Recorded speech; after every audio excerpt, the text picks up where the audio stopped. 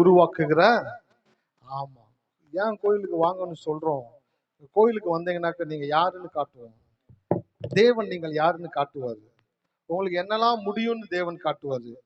உங்களுக்கு இந்த உலகத்துல எதெல்லாம் வராதுன்னு சொன்னாங்கல்ல, கடவுள் காண்பிப்பாரு. அதெல்லாம் உனக்கு நல்லா வரும்டா. இல்லாண்டவரே, நிறைய பேர் எனக்கு வராதுன்னு சொன்னாங்க. அவங்க சொல்லிட்டு போட்டோம். நான் சொல்றேன் உனக்கு நல்லா வரும். அல்லேலூயா. ஆமா. சில பேர் சொல்றாங்க நல்லா வருது எனக்கு வாயில அப்படின்னு சில பேர். அந்த மாதிரி கடவுள் சொல்றாரு, என் வாயில நல்லா வருது, நீ நல்லா இருப்ப. ஹல்லேலூயா. உனக்கு படிப்பு வரும், உனக்கு வேலை வரும், உனக்கு வருமானம் வரும், உனக்கு தொலை தூரத்திலிருந்து நற்செய்தி வரும், உனக்கு தொலை தூரத்திலிருந்து ஒரு போன் கால் வரும். அந்த போன் கால் எடுத்து நீ என்ன சொல்ல போறாங்களோ அப்படின்ட்டு பேசும் பொழுது அப்படியே சந்தேகமா இருக்கிற மூஞ்சில ஒரு மகிழ்ச்சி உண்டாகும். தேவன் உங்களுக்காக வேலை செய்து கொண்டிருக்கிறார். ஹல்லேலூயா. எத்தனை பேர் இருக்கிறீங்க? சார், எனக்காக நிறைய பேர் என்னைய ஒண்ணுமில்லாம வேலை பார்த்துட்டு இருக்காங்க சார். பரவாயில்ல, விடுங்க. நீங்க நல்லா இருக்குன்னு ஒருத்தர் வேலை பார்த்துட்டு இருக்காருல்ல, அவரை பாருங்க. அவரை நீங்க பார்க்க ஆரம்பிச்சிட்டீங்கன்னாக்க அவங்களை குறிச்சு சிந்திக்கவே மாட்டீங்க. இவர் எப்படிப்பட்டவர், இந்த தேவனால என்னெல்லாம் முடியும் அப்படின்றது நீங்க சிந்திக்க ஆரம்பிச்சிட்டீங்கன்னாக்க, உலகத்துல 1000 பேர் உங்களுக்கு எதிராக நின்று காரியத்தை பண்ணிக்கிட்டு இருந்தாலும் வீட்டு வாசல்ல வந்து மந்திர கிந்தரம் பண்ணி எலுமிச்சம்பழத்தை புளிஞ்சு வீட்டு வாசல்லே போட்டா கூட காலில் தள்ளி விட்டுட்டு போய்கிட்டே இருப்பீங்க. அல்லேலூயா. ஏன்? இஸ்ரவேலுக்கு விரோதமான மந்திரமும் இல்லை, யாக்கோபுக்கு விரோதமான. ஆமா சார், அவர் உங்க கூட இருந்தார்னா எதுவும் உங்களுக்கு பலிக்காது. ஆனா நீங்க சொல்றது எல்லாமே பலிக்கும். ஹல்லேலூயா. ஆமா, உங்களை எதுவும் பலிக்காது. உங்களுக்கு 1000 பேர் வந்து நின்று பண்ணாலும் கூட சரி. அதான் தாவீது சொல்ற, என் பக்கத்தில் 1000 பேரும் என் வலது பக்கத்தில் 10,000 பேரும் விழுந்தாலும் அது என்னை அணுகவே அணுகாது. காரணம், நான் ஒருத்தரை நம்பி இருக்கிறேன், அவர் மேலதான் நான் நின்றுகிட்டு இருக்கிறேன். அவர் மேல நான் நிக்கிறபடியினால அவர் என்னை சுகபத்திரமாய் நடத்தக்கூடியவராக இருக்கிறார். மாலை வழியில கர்த்தர் உங்களோடு கூட இருக்கிறாரு. நீங்க எந்தெந்த இடத்துலலாம் உடைக்கப்பட்டிருக்கிறீங்களோ அந்த இடத்துல தேவன் சரி செய்வார். ஹல்லேலூயா. ஆமா, பிசாசு சதி செய்வான், தேவன் சரி செய்வார். பிசாசு சதி செய்வான், ஏன்னா அது அவனுடைய பிறப்பு குணம். அது நாய் வாழை நிமித்த. ஆமா, சில பேர் அதனால வாழை கட் பண்ணி விட்டுறாங்க நாய்க்கு. நாய் வாழை நிமித்த முடியாது.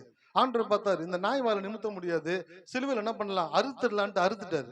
அப்போ கூட அந்த கொஞ்சம் வாழை வச்சுக்கிட்டு வாழை ஆட்டிக்கிட்டு தான் இருக்கிறான். ஆனா நான் சொல்றேன், இன்னைக்கு உங்க வாழ்க்கையில கடவுள் ஒரு காரியத்தை செய்ய ஆரம்பிச்சிட்டாருனாக்க அதை தடுத்து நிறுத்தக்கூடிய சக்தி எதுவுமே கிடையாது. ஹல்லேலூயா. உடைத்து இருக்கிற எல்லா காரியங்களையும் தேவன் சரி செய்து கொண்டே இருக்கிறாரு, சரி செய்துக்கிட்டே வருகிறாரு. உங்களுக்கு தெரியல, கொஞ்சம் கொஞ்சமா உங்களை மெருகேற்றிக்கிட்டே வருகிறாரு. காரியங்கள் எல்லாம் மாத்திக்கிட்டே வருகிறாரு. சூழ்நிலைகள் எல்லாம் மாறுது, காரியங்கள் எல்லாம் மாறுது.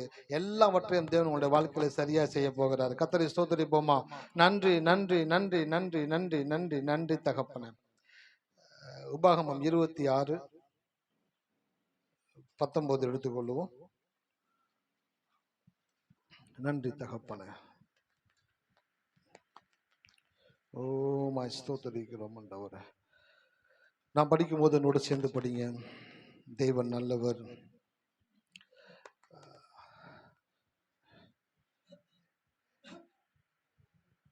இது வேலை செய்யும். எல்லாரும் சொல்லுங்க, இது வேலை செய்யும். ஆமா, எது வேலை செய்தோ இல்லையோ இது. ஆமா, எது வேலை செய்தோ இல்லையோ வார்த்தை கட்டாயமா வேலை செய்யும். 24 மணி நேரம் வேலை செய்யும்.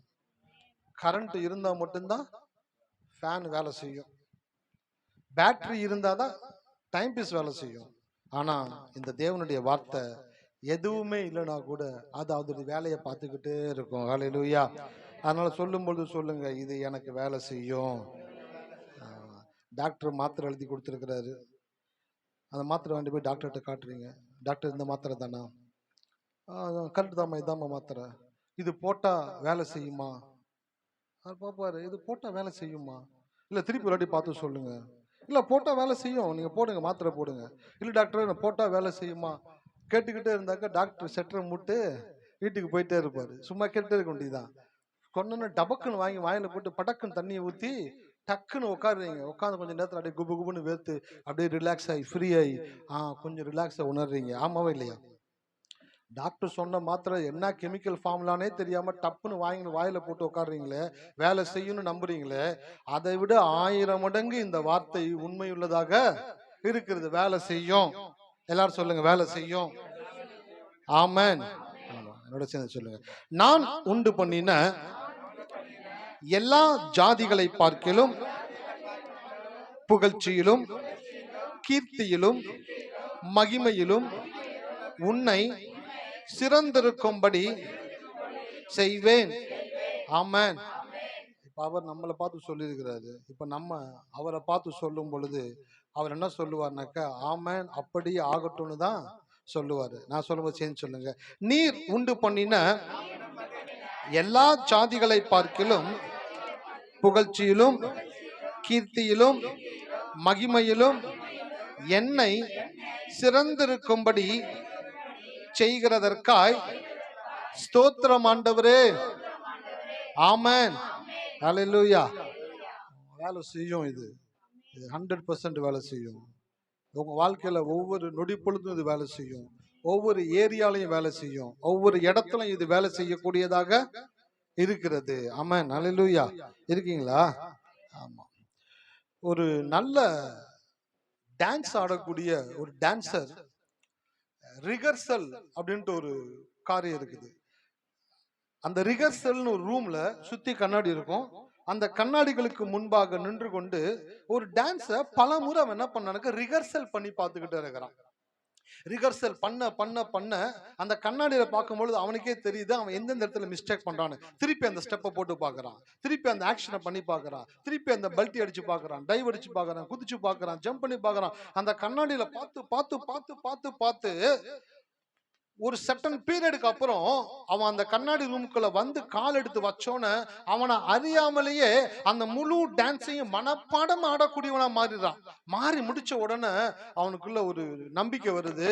இப்போ நான் லட்சக்கணக்கான மக்களுக்கு முன்பாக அந்த ஸ்டேஜ்ல நிக்கும் பொழுது துளி அளவு கூட பிசுறு இல்லாம மிக சிறப்பா அந்த டான்ஸை என்னால ஆட முடியும்னு நம்பி அந்த ஸ்டேஜுக்கு வந்து நிக்கிறான். அந்த ஸ்டேஜ் ஃபியர் இல்லாம அந்த கிரௌட பார்த்து கொஞ்சம் கூட அசராம ஒரு ஸ்டெப் கூட மிஸ் ஆகாம அவ்வளவு பெர்ஃபெக்ட்டா அவன் டான்ஸ் ஆடுறான். ஹல்லேலூயா.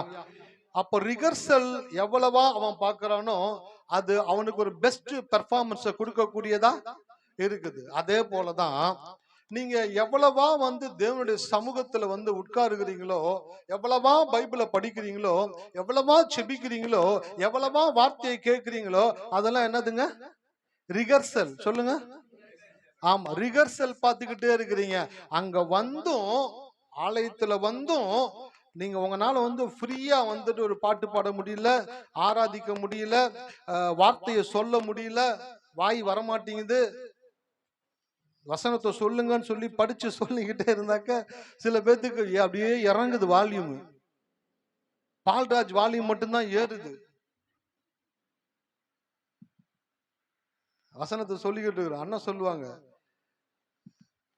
கீழாக்காமல் மேலாக்கி, கீழாக்காமல் கீழாக்கி, அப்படியே இங்கிருந்து சொல்லும் பொழுது எனக்கே தெரியும். ஆனா அண்ணன் எப்படிதான் சமாளிக்கிறாருன்னு தெரியலையேன்னு அப்படியே சமாளிச்சு அந்த காரியத்தை சொல்லி முடிச்சிடாரு. ஒவ்வொரு வாரமும் இவருடைய வால்யூம் தான் கூடிக்கிட்டே இருக்குது. ஹல்லேலூயா. என்ன வார்த்தை வர மாட்டேங்குது வாயில. இங்க வந்து நீங்க என்ஜாய் பண்ணலன்னா, திருப்பி சொல்றேன், நீங்க உலகத்துல போய் என்ஜாய் பண்ண முடியாது. நான் ரிக்வெஸ்ட் பண்றேன் உங்ககிட்ட, நான் ரிக்வெஸ்டா கேட்டுக்கிறேன். கடவுளுடைய கோயில்ல வந்து உங்களால என்ஜாய் பண்ண முடியலனாக்க உலகத்துல என்ஜாய் பண்ண முடியாது சார். இங்கேருந்து போன உடனே அநேக பிரச்சனைகள் உங்களை சுத்தி இருக்குது, அநேக தேவைகள் இருக்குது, அநேக காரியங்கள் இருக்குது, அநேக விஷயங்கள் வந்து உங்களை அப்படியே ஈ போல மாம்பழத்துல ஈ மொக்கிறது போல வந்து உங்களை மொக்க ஆரம்பிச்சிடும் எல்லா பிரச்சனைகளும். அந்த பிரச்சனையின் மத்தியில நீங்க எப்படி இருக்கணும்னாக்க வாசனை கொடுக்க கூடியவர்களாக நீங்கள் இருக்க வேண்டும் என்று தேவன் விரும்புகிறார். ஹல்லேலூயா. ஆமா. சில பேர் வந்து தற்கொலை தான் எல்லா பிரச்சனைக்கான தீர்வுன்னு நினைச்சுக்கிறாங்க. ஆனா வேதம் சொல்லுது எல்லா பிரச்சனைக்கான தீர்வு இயேசு. ஹல்லேலூயா. இருக்கீங்களா? அவன் உலகத்தை அவனா தப்பா சொல்லிட்டான் போல. உன் பிரச்சனை எல்லாம் முடியணும் அப்படின்னாக்க நீ இருந்தாதான் அந்த பிரச்சனையை சமாளிச்சுக்கிட்டு இருக்கிற, நீ இல்லைன்னா இந்த பிரச்சனையை சமாளிக்க வேண்டிய அவசியம் கிடையாது அப்படின்னு சொல்றாங்க சில பேர். அதான் போன வாரத்துல சொன்னேன், உயிரற்றவர்கள் உறங்கித்தான் ஆக வேண்டும், உயிர் உள்ளவர்கள் ஓடித்தான் ஆக வேண்டும். ஹல்லேலூயா. ஆமா, உயிர் இல்லைனாக்க நீங்க என்ன பண்ணலாம்? தூங்கலாம் நல்லா, உங்களை யாரும் கேட்க மாட்டாங்க. 5 மணி ஆச்சு எந்திரிச்சு பால் வாங்கிட்டு வாங்கன்னு யாரும் சொல்ல மாட்டாங்க. 8 மணி ஆச்சு குழந்தை போய் ஸ்கூல்ல விட்டு வாங்கன்னு யாரும் சொல்ல மாட்டாங்க. ஆள் அவுட்னாக்க அவுட், அவ்வளவு தூங்க வேண்டியதான், என்டையர் ரெஸ்ட். ஆனா உயிர் இருந்துச்சுனாக்க நச்சு இருக்கதான் செய்யும், நொச்சு இருக்கதான் செய்யும். அதை எல்லாம் சமாளிக்கிறதுக்கு தான் தேவன் வார்த்தையை கொடுத்திருக்கிறார். அல்லேலூயா. இருக்கீங்களா? ஆமா, தற்கொலை முடிவு கிடையாது. உங்களுக்காக தன்னை கொலைக்கு ஒப்பு கொடுத்த இயேசு உங்களுடைய பிரச்சனைக்கு தீர்வாக இருக்கிறார். அந்த தெய்வத்தை நம்பும் பொழுது, விசுவாசிக்கும் பொழுது உங்களுடைய வாழ்க்கையை தேவன் மாற்றக்கூடியவராக இருக்கிறார். இப்ப கோயிலுக்கு வந்தீங்கன்னாக்கா என்ஜாய் பண்ணணும். என்ன பண்ணணும்? என்ஜாய் பண்ணணும், மகிழ்ச்சியா இருக்கணும், சந்தோஷமா இருக்கணும். பாடலை பாடும் பொழுது அந்த வரிகளை உணர்ந்து பாடுங்க, சொல்லி பாடுங்க, அதை எதிர்பார்த்து பாடுங்க. அப்படி பாடும் பொழுதுதான் நீங்கள் தேவனிடத்திலிருந்து பெற்றுக்கொள்ளக்கூடியவங்களா இருக்கிறீங்க. பாருங்க, ஒரு பெரிய ஆலயத்துல அவ்வளோ ஜனங்கள் வந்தா கூட அந்த ஒரு இம்பாக்ட் இல்லாம கடந்து போறாங்க. ஆனா ஒரு சின்ன ஆலயமாக இருந்தாலும் நம்ம வந்து உட்காரும் பொழுது நாம் அசைக்கப்படுகிறோம். அல்லேலூயா. எத்தனை பேர் உணர்றீங்க தேவன் இருக்கிறான்றத? ஆமா, என்ன சில பேர் சொல்றாங்க, தேவன் இடத்துல பேசினாரியா. அது கேட்கும் பொழுது ஊழியக்காரனை விட தேவனுக்கு மகிழ்ச்சி உண்டாகக்கூடியதாக இருக்கிறது. தேவன் பேசுகிறார் உங்ககிட்ட அப்படின்னாக்க, உங்க கூட தேவன் பேசுறாருனாக்க உன்னை நினைச்சுக்கோங்க உங்களை அவர் எவ்வளவு நேசிக்கிறாருன்னு. ஹல்லேலூயா. ஆமா, நீங்க யாருன்னே தெரியாத, உங்க குடும்பத்துல நடக்கக்கூடிய விஷயங்கள் தெரியாத, உங்களுடைய இருதயத்தின் ஆழத்துல ஓடுகிற எண்ணங்களை தெரியாத ஒரு ஊழியக்காரனை கொண்டு வந்து வைத்து அவர் ஃபுல்லா டேக் ஓவர் பண்ணி அவர் உங்களோடு கூட பேசி கொண்டு இருக்கிறார் என்றால், என்னை விட அவர் உங்களை அதிகமாய் நேசிக்கிறார். ஹல்லேலூயா. ஆமாவா இல்லைங்களா? ஆமா, உங்களை அவர் நேசிக்கிறபடினால்தான் என்னை இங்க கொண்டு வந்து நிறுத்தி என் வாய்க்கு பூட்டு போட்டுட்டு அவர் வாயை கொண்டு உங்களோடு கூட பேசிக்கொண்டு இருக்கிறார். ஸோ இந்த மாலை வேளையில தெய்வத்தை நம்புங்க. நீங்கள் எவ்வளவாய் நம்புகிறீர்களோ அவ்வளவாய் அவர் உங்களுடைய வாழ்க்கையில நன்மை செய்யக்கூடியவராக இருக்கிறார். ஸோ தொடர்ந்து நம்ம பார்த்து வருகிற வேத பகுதிக்கு நேராக திருப்பிக் கொள்ளுவோம். மார்க் 11ஆம் அதிகாரத்துல 22, 23 ஆகிய வசனங்களை ஒரு வாசிக்க கேட்போம். இயேசு அவர்களை நோக்கி தேவனிடத்தில் விசுவாசம் உள்ளவர்களாயிருங்கள். எவனாயில் இந்த மலையை பார்த்து நீ பெயர்ந்து சமுத்திரத்திலே தள்ளுண்டு போய் என்று சொல்லி தான் சொன்னபடியே நடக்கும் என்று தன் இருதயத்தில் சந்தேகப்படாமல் விசுவாசித்தால் அவன் சொன்னபடியே ஆகும் என்று மெய்யாகவே உங்களுக்கு சொல்லுகிறேன். ஆமென். அவன் சொன்னபடியே ஆகும் என்று மெய்யாகவே உங்களுக்கு அவன் சொல்லுகிறது அப்படியே ஆகும் என்ற ஒரு கிருபையை தேவன் விசுவாசிகளுக்கு கொடுத்திருக்கிறார். அவருடைய நாமத்தின் மேல் விசுவாசம் உள்ளவர்களாய் அவரை ஏற்றுக்கொண்டவர்கள் எத்தனை பேர்களோ அத்தனை பேர்களும் தேவனுடைய பிள்ளைகளாகும்படி அவர்களுக்கு அதிகாரம் கொடுத்தாரு. அதிகாரத்தை கொடுத்த தேவன் வல்லமையையும் கொடுக்கக்கூடியவராக இருக்கிறார். பாருங்க, இந்த பவர் அண்ட் அத்தாரிட்டி இது ரெண்டுமே ஒன்னா இருந்தா மட்டும்தான் வேலை செய்யும். ஒரு பழமொழி இருக்கு, மாட்டையும் சாட்டையும் ஒன்னா வச்சா வேலை முடியும், மாட்டையும் சாட்டையும் தனித்தனியா வச்சா வேலைக்காரனுடைய சோழி முடியும். ஹல்லேலூயா. இருக்கீங்களா? எத்தனை பேர் கேட்டிருக்கீங்கன்னு தெரியல. ஒரு மாடை வச்சு ஒரு வேலை செய்யணும்னாக்க அந்த மாட்டை கொடுத்துட்டு கூட என்னத்தை கொடுக்கணும்? ஆமா, சாட்டையை கொடுக்காம வெறும் மாட்டை மட்டும் கொடுத்தான்னு வச்சுங்களேன், இவன் ஓடி ஓடி அந்த மாட்டை பிடிச்சி அந்த மாட்டை கொண்டு இந்த இடத்துல நிறுத்ததுக்குள்ளே டயர்டாகி கீழே விழுந்து ஆள் அப்பிட்டாடுவான். அப்போ மாட்டை கொடுத்தா மாட்டோடு கூட எதையும் கொடுக்கணும்? சாட்டையும் கொடுக்கணும். மாட்டையும் சாட்டையும் கொடுத்தாதான் மாடு எந்த பக்கம் அடிச்சா ஓடுமோ அந்த பக்கம் அடிப்பாங்க. நிறுத்துறதுக்கு ஒரு அடி இருக்குது, வேகமா போறதுக்கு ஒரு அடி இருக்குது, ஸ்லோவா போறதுக்கு ஒரு அடி இருக்குது, திரும்புறதுக்கு ஒரு அடி இருக்குது. எல்லாவற்றையும் அந்த சாட்டையை வச்சுதான் அந்த என்ன பண்ணுவானாக்க அந்த மாட்டை ஓட்டுறவன் அந்த வேலை வாங்கக்கூடியவனா இருக்கிறான். அப்போ மாட்டையும் சாட்டையும் ஒன்னா வச்சா வேலை முடியும். அப்ப கடவுள் சொல்றாரு, நான் உனக்கு அதிகாரத்தை மட்டும் கொடுக்கல, நான் உனக்கு வல்லமையும் கொடுக்கிறேன். வல்லமை எதுல வச்சிருக்கிறானாக்க தேவன் நாவல வச்சிருக்கிறார். எத்தனை பேர் வசனம் படிச்சிருக்கீங்க? மரணமும் ஜீவனும் நாவின் வல்லமை. அதிகாரம்ன்றது வல்லமைன்னு ஒளிபெயர்க்கிறாங்க. the power and authority, the power of your tongue அப்படின்றாங்க. வல்லமையும் அதிகாரத்தையும் தேவன் மனிதனுக்கு கொடுத்திருக்கிறபடினாலதான் நீ அதை செய்யி என்று சொல்லி தேவன் அவனை புஷ் பண்ணக்கூடியவரா இருக்கிறாரு. இந்த உலகம் உங்களை எப்பயுமே புல் பண்ணிக்கிட்டே இருக்கும், தேவனுடைய வார்த்தை உங்களை எப்பயுமே புஷ் பண்ணிக்கிட்டே இருக்கும். ஹல்லேலூயா. இருக்கீங்களா? இந்த உலகம் உங்களை எப்பயுமே புல் பண்ணும். புல் அப்படின்னாக்க இழுக்கிறதுன்னு அர்த்தம். நீங்கள் எதையுமே உங்களை செய்ய முடியாதபடி நீங்கள் ஏதாச்சும் ஒண்ணு சிறப்பா செய்யணும்னு நினைச்சீங்கன்னு வச்சுக்கோங்களேன், செய்ப்பா அப்படின்னு சொல்லக்கூடிய சத்தம் ஒரு சத்தம் கூட வராது. ஆனா 9 சத்தம் வரும். தேவையில்லாததை பண்ற, இருக்கிறத சும்மா இருக்கிற வேலையை பார்த்துக்கிட்டு போ, அதான் உனக்கு கரெக்ட். எத்தனையோ பேர் இந்த மாதிரி வந்து ஸ்டார்ட் பண்ணவெல்லாம் மூட்டு போயிட்டான். இது நீ தேவையில்லாம பண்ணி இருக்கிறத கையில் இருக்கிற காசையும் கரியாக்கிட்டு போற. இப்படிப்பட்ட காரியங்களை காதுல கேட்ட உடனே அவன் அப்படியே சிந்திக்க ஆரம்பிக்கிறான். அவங்க போனவங்க, இவங்க போனவங்க, விட்டுட்டு போனவங்க எல்லாத்தையும் யோசிச்சு பாக்குறான். ஆகா, இது நம்மளுக்கு செட்டு ஆகாது, நமக்கு ஆகாது அப்படின்ட்டு அதை ஃபுல்லா ஸ்டாப் பண்ணிட்டு மறுபடியும் என்ன செஞ்சுக்கிட்டு இருந்தானோ அதையே செஞ்சுக்கிட்டு இருக்கிறான். நேற்று தினத்துல நான் பைக்ல போய்கிட்டு இருந்தேன். ரோட்ல ஒரு அக்கா, இந்த கார்பரேஷன்ல வேலை பார்க்குறவங்க, கூட்டிக்கிட்டே இருந்தாங்க ரோட்ல.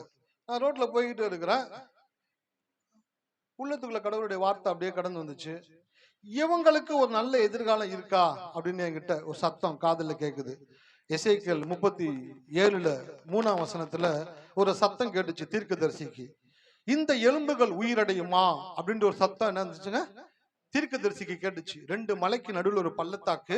அந்த பள்ளத்தாக்குல ஃபுல்லா செத்து போனவங்களுடைய எலும்பா கிடக்குது. அப்படியே எலும்பு குவியலா கிடக்குது. அந்த குவியலுக்கிட்ட கூட்டிட்டு போய் கடவுள் நிறுத்தி கேட்கிறாரு, இந்த எலும்புகள் எல்லாம் உயிரடையுமா அப்படின்னு கேட்கிறாரு. தீர்க்கதரிசி பாக்குறான். ஆகும்னு சொன்னா எப்படின்னு நம்மள கேட்பாரு, ஆகாதுன்னு சொன்னா என்னால ஆகாதான்னு கேட்பாரு.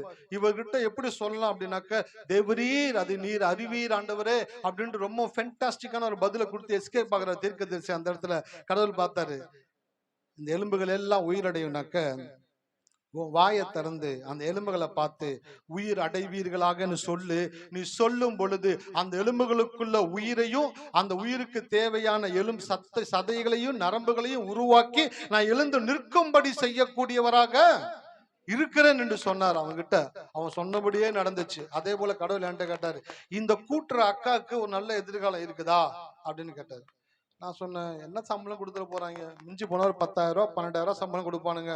இந்த சம்பளத்தை வச்சு அந்த அக்கா என்னத்த மாளிகையை வாங்கிற போது, வயிற்ற கழுவுனாலே போதும், வாழ்க்கையை ஓட்டுனாலே போதும். அப்படியே பேசிக்கிட்டே பைக்ல போய்கிட்டே இருக்கிறேன். கடவுள் சொன்னாரு, அவங்க என்ன வேலை செய்யறாங்க, அவங்க யாரு அப்படின்றத வச்சு அவங்களுடைய ஃபியூச்சர் டிட்டர்மைன் பண்றது கிடையாது. அவங்க என்ன வேலை பார்த்துக்கிட்டு இருந்தாலும் பிரச்சனை கிடையாது.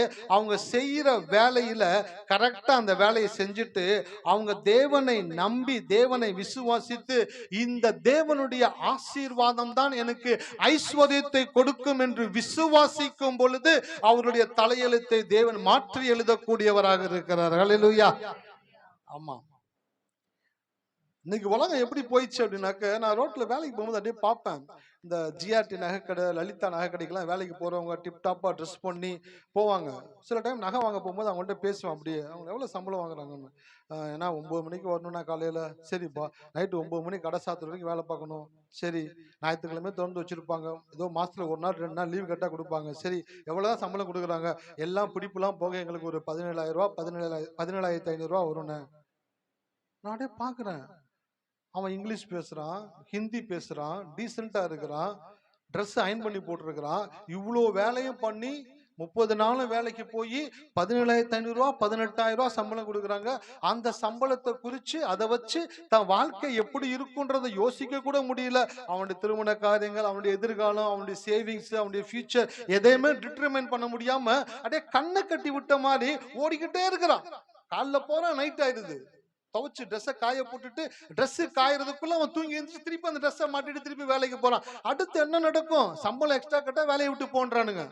எவ்வளவுதான் மாடா உழைச்சாலும் பத்தலன்றானுங்க. சரி, கொஞ்சமா வேலை பார்த்தாக்க என்ன வேலை பார்க்கறேன்னு கேக்குறானுங்க. எப்படி பார்த்தாலும் நம்மளை போட்டு உருட்டுறானுங்களே தவிர உயர்வுக்கான வழியே இல்லையே. இவங்க எப்படி வாழ்க்கையில முன்னேற போறாங்க? அவங்களுக்கு சுவிசேஷம் போய் ரீச் ஆன மட்டும் தான் முன்னேற முடியும். ஹல்லேலூயா. சுவிசேஷம் மட்டும்தான் ஒரு மனுஷனுடைய தலையெழுத்தை மாற்ற முடியும், அவனை உயர்த்த முடியும், அவனை ஆசீர்வதிக்கப்பட முடியும். இல்லைனாக்க 100 வருஷம் கழிச்சு பார்த்தாலும் அதே சம்பளத்துல அப்படியே வாழ்ந்துகிட்டே இருப்பான். அவனுக்கு இயேசு யாருன்னு சொல்லி, உனக்காக தான் இயேசு இந்த பூமியில பிறந்தாரு, நீ வாழ்ந்துகிட்டு இருக்க வாழ்க்கை ஒரு சாபமான வாழ்க்கை, இந்த சாபத்தை சிலுவையில இயேசு சுமந்து தீர்த்தார்ன்றத அவனுக்கு சொல்லி அவனை இயேசுக்குள்ள கொண்டு வந்து வாக்கு தத்தங்களை எடுத்து அவன் கையில கொடுத்து, இந்த வாக்கு தத்தங்களை வாயை திறந்து சொல்லு, உன் வாழ்க்கை மாறும். ஹல்லேலூயா. அப்படி மாறும்னு சொல்லும் பொழுது அவன் யோசிச்சு பார்ப்பான், இந்த வருஷம் இவ்வளவு சம்பாதிக்கிறானா, அடுத்த வருஷம் இவ்வளவு சம்பாதிப்பேன், அடுத்த வருஷம் இவ்வளவு சம்பாதிப்பேன், நான் தேவனுக்காக கொடுப்பேன். பாருங்க, இன்னைக்கு உலகத்துல முன்னேறதுக்கு அநேக வழிகள் இருக்குது. பணம் வச்சிருக்கிறவன் பிக்ஸட் டெபாசிட்ல போடுறான், போஸ்ட் ஆபீஸ்ல போடுறான், ஷேர்ல போடுறான், எங்கெங்க போட்டு பணத்தை பெருக்கிக்கிட்டே இருக்கிறான், அவனுக்கு வந்துகிட்டே இருக்குது. ஆனா கிறிஸ்துவை நம்பி கிறிஸ்துவை ஏற்றுக்கொண்டு கடவுளுக்குள்ள வருகிற மக்களுக்கு ஒரே ஒரு காரியம் மட்டும்தான் இருக்கு, அவங்க ஆசீர்வதிக்கப்படுறது இருக்கு. ஹல்லேலூயா. அதிகமா அதை குறித்து நாங்க பேசுறது இல்லை, நானும் அண்ணனும். ஏன் அப்படின்னாக்க அநேக காரியங்கள் பேச வேண்டியது இருக்குது. அதெல்லாம் உங்களுக்கு நோன் ட்ரூத் அப்படின்னா அதுக்குள்ள நாங்க ஆழமா டீப்பா போறது இல்லை. பட் சில டைம்ஸ்ல ஆவியானவர் புஷ் பண்ணும்பொழுது அந்த வார்த்தையில உங்களிடத்துல பேச வேண்டியதா இருக்குது. எப்போ உங்க வாழ்க்கையில கிறிஸ்தவர்களாகி நீங்கள் மிக குறைவான வருமானத்தில் இருந்தா கூட உங்க வாழ்க்கையை ஆசீர்வதிக்கப்பட முடியும். ஹல்லேலூயா. நீங்க மேல வர முடியும், நீங்க நல்லா இருக்க முடியும், நீங்க ஆசீர்வதிக்கப்பட முடியும். அதுக்கு என்ன பண்ணணும்னாக்க உங்களுக்கு இருக்கக்கூடிய ஒரே ஒரு சோர்ஸ் என்ன தெரியுங்களா? தேவனுடைய கரம். ஹல்லேலூயா. ஆமா, தேவனுடைய கரம். என்னுடைய ஆலயத்திலே ஆகாரம் உண்டா இருக்கும்படி உள்ள தசம பாகங்களை காணிக்கைகளை எல்லாம் என்னிடத்திலே கொண்டு வாருங்கள். அப்பொழுது வானத்தின் பலகணிகளை திறந்து இடம் கொள்ளாமல் போக மட்டும் நான் உங்களை ஆசீர்வதிக்க மாட்டேனோ என்று அதனால என்னை கடவுள் சொல்றாரு. நீ வாழ்க்கையில எப்படி முன்னேறணும், எப்படி ஆசீர்வதிக்கப்படணும், எப்படி மேல வரணும்னு உனக்கு தெரியல. நீ வேலை பார்க்குற இடத்துல வேலை பார்த்துக்கிட்டே இருக்கிற, சம்பளம் கூட மாட்டேங்குது. நீ வேலை பார்க்குற இடத்துல வேற இன்னொரு இடத்துக்கு போனா சம்பளம் குறைவா கொடுக்குறாங்க. நைட்டும் பகலும் வேலை பார்த்தாலும் 10 ரூபாய் ஏற்றி கொடுக்க 10,000 முறை யோசிக்கிறான். இப்படிப்பட்ட சிக்கலான உலகத்துல நீ ஆசீர்வதிக்கப்படுறதுக்கு ஒரே ஒரு வழி மட்டும்தான் இருக்கு, அது தேவனுடைய கரத்தில் இருக்குது. நீ சம்பாதிக்கிற சம்பாத்தியத்தினுடைய முதல் பாகத்தை கொண்டு வந்து தேவனுடைய கரத்துல வைக்கும் பொழுது, ஹல்லேலூயா, தேவனுடைய கரத்துல கொண்டு வந்து நீங்கள் வைக்கும் பொழுது, ஆண்டவரே இந்த மாதம் முழுவதும் நான் அதை சம்பாதிச்சிருக்கேன் ஆண்டவரே, இந்த சம்பாத்தியத்தை சம்பாதிக்கிறதுக்கு நீர் கொடுத்த கிருபை பலனுக்காக நன்றி ஆண்டவரே. இது நான் மன உற்சாகமாய் உதாரத்துவமாக மகிழ்ச்சியோடு கூட இந்த 10ல் ஒரு பங்கை நான் உம்முடைய ஆலயத்துல கொண்டு வந்து நான் கொடுக்கிறேன் ஆண்டவரேன்னு சொல்லி ஊழியக்காரருடைய கரத்துல கொடுக்கும் பொழுது ஊழியக்காரர் அதை வாங்கல, தேவன் தன்னுடைய கரத்தை நீட்டி வாங்குகிறார். ஹல்லேலூயா. தேவன் இப்படி வாங்கிட்டார்னாக்க அவர் இப்படி கொடுக்காம ஒரு நாளும் தூங்கவே. ஆமா, இப்படி வாங்கிட்டார்னாக்க இப்படி கொடுக்காத வரைக்கும் அவருக்கு தூக்கம் வராது. அவர் உங்களுடைய கரத்துல வாங்கின உடனே தேவன் உங்களை ஆசீர்வதிக்க கூடியவராக.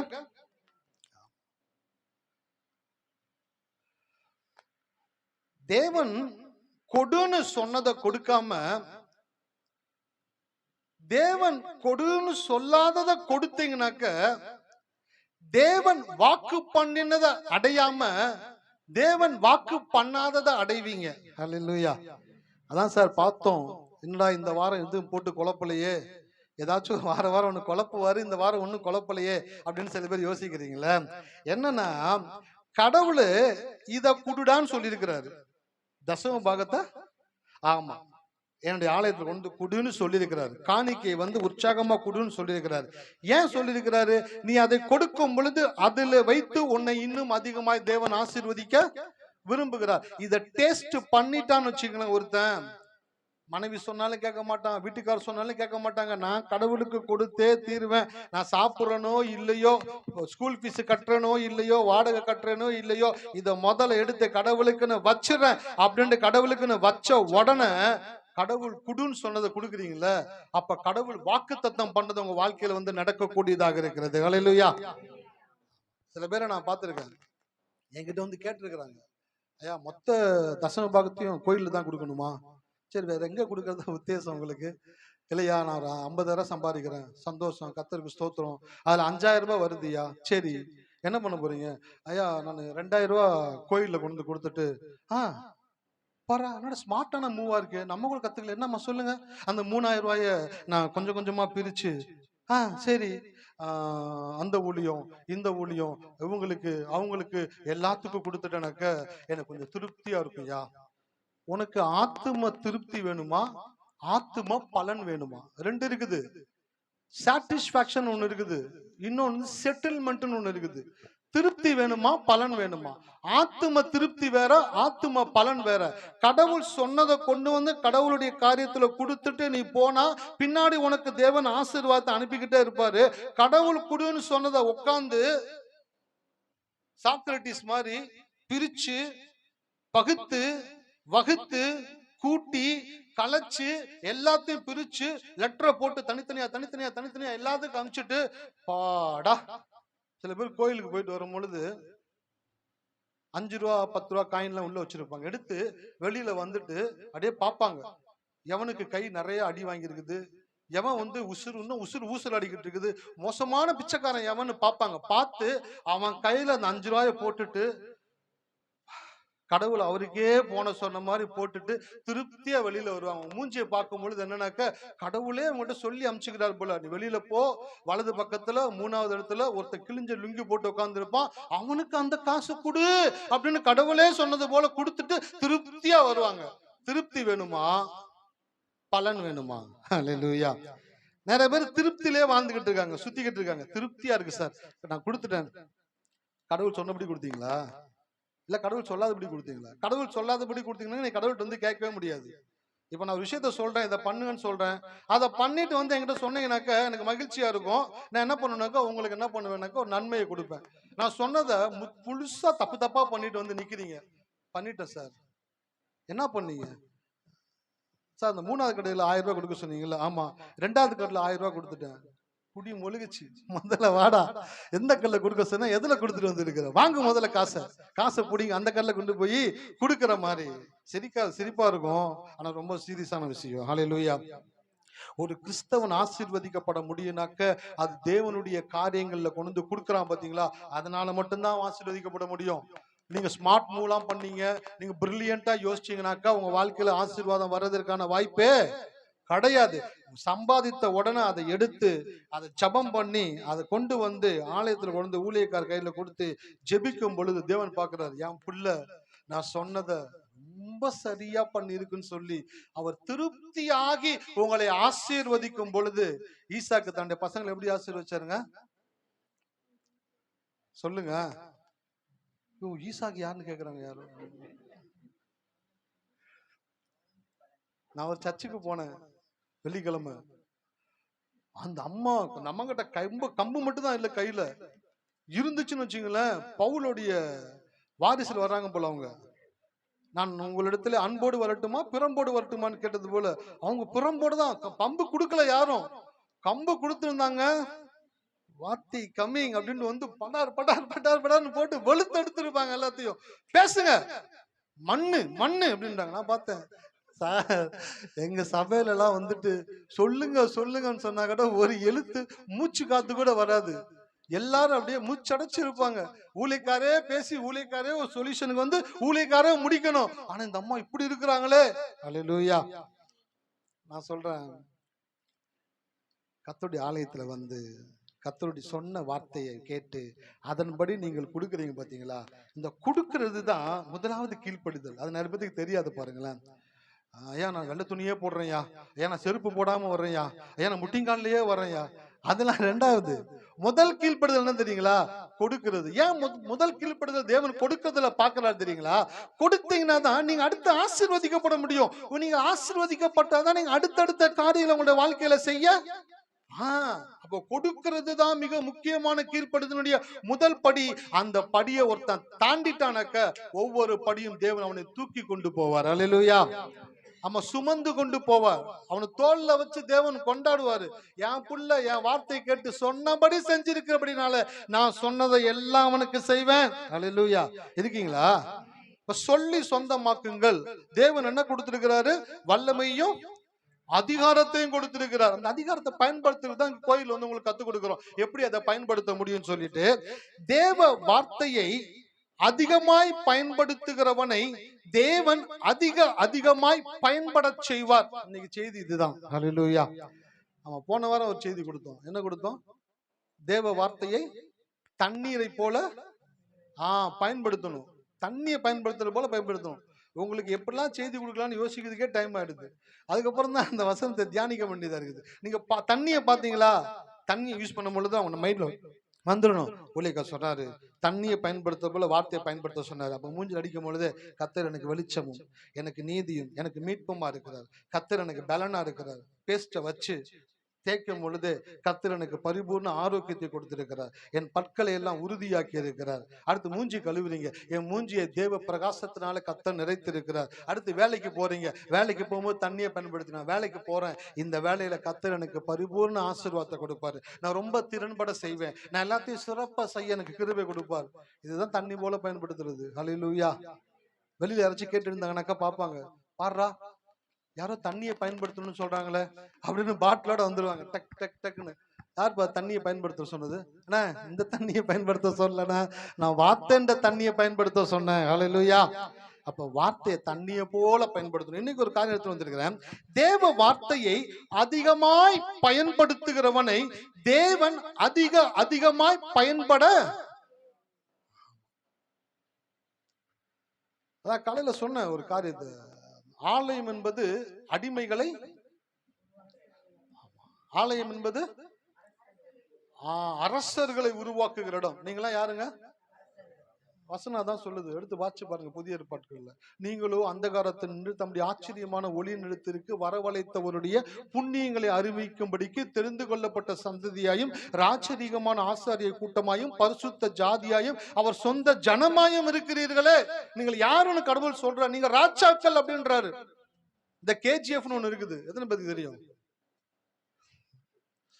கேஜிஎஃப் வார்த்தைக்கு என்னன்னாக்கா கோலார் கோல்டு ஃபீல்டு, அதுதான் கேஜிஎஃப்னு சுருக்குனாங்க. தங்க நிலம், தோண்ட தோண்ட தங்கம் வந்துகிட்டே இருக்குதான் கேஜிஎஃப் அப்படின்னாக்கா கோலார் தங்க நிலம். ஆனா சபையும் கூட பாத்தீங்கன்னாக்கா ஒரு கேஜிஎஃப் தான். அந்த கேஜிஎஃப்ல அடிமைகள் உருவாக்கப்பட்டார்கள், இந்த கேஜிஎஃப்ல ராஜாக்கள் உருவாக்கப்படுகிறார்கள். இந்த கேஜிஎஃப் என்னன்னாக்க கிங்ஸ் ஆஃப் காட்ஸ் ஃபீல்டு. தேவன் ராஜாக்களை உருவாக்குகிற நிலம்தான் சபை. ஹல்லேலூயா. அந்த கேஜிஎஃப்ல தங்கம் விளையும். இந்த கேஜிஎஃப்ல தங்கத்தை பயன்படுத்தும் ராஜாக்களை தேவன் உருவாக்க கூடியவராக இருக்கிறார். ஹல்லேலூயா. இருக்கீங்களா?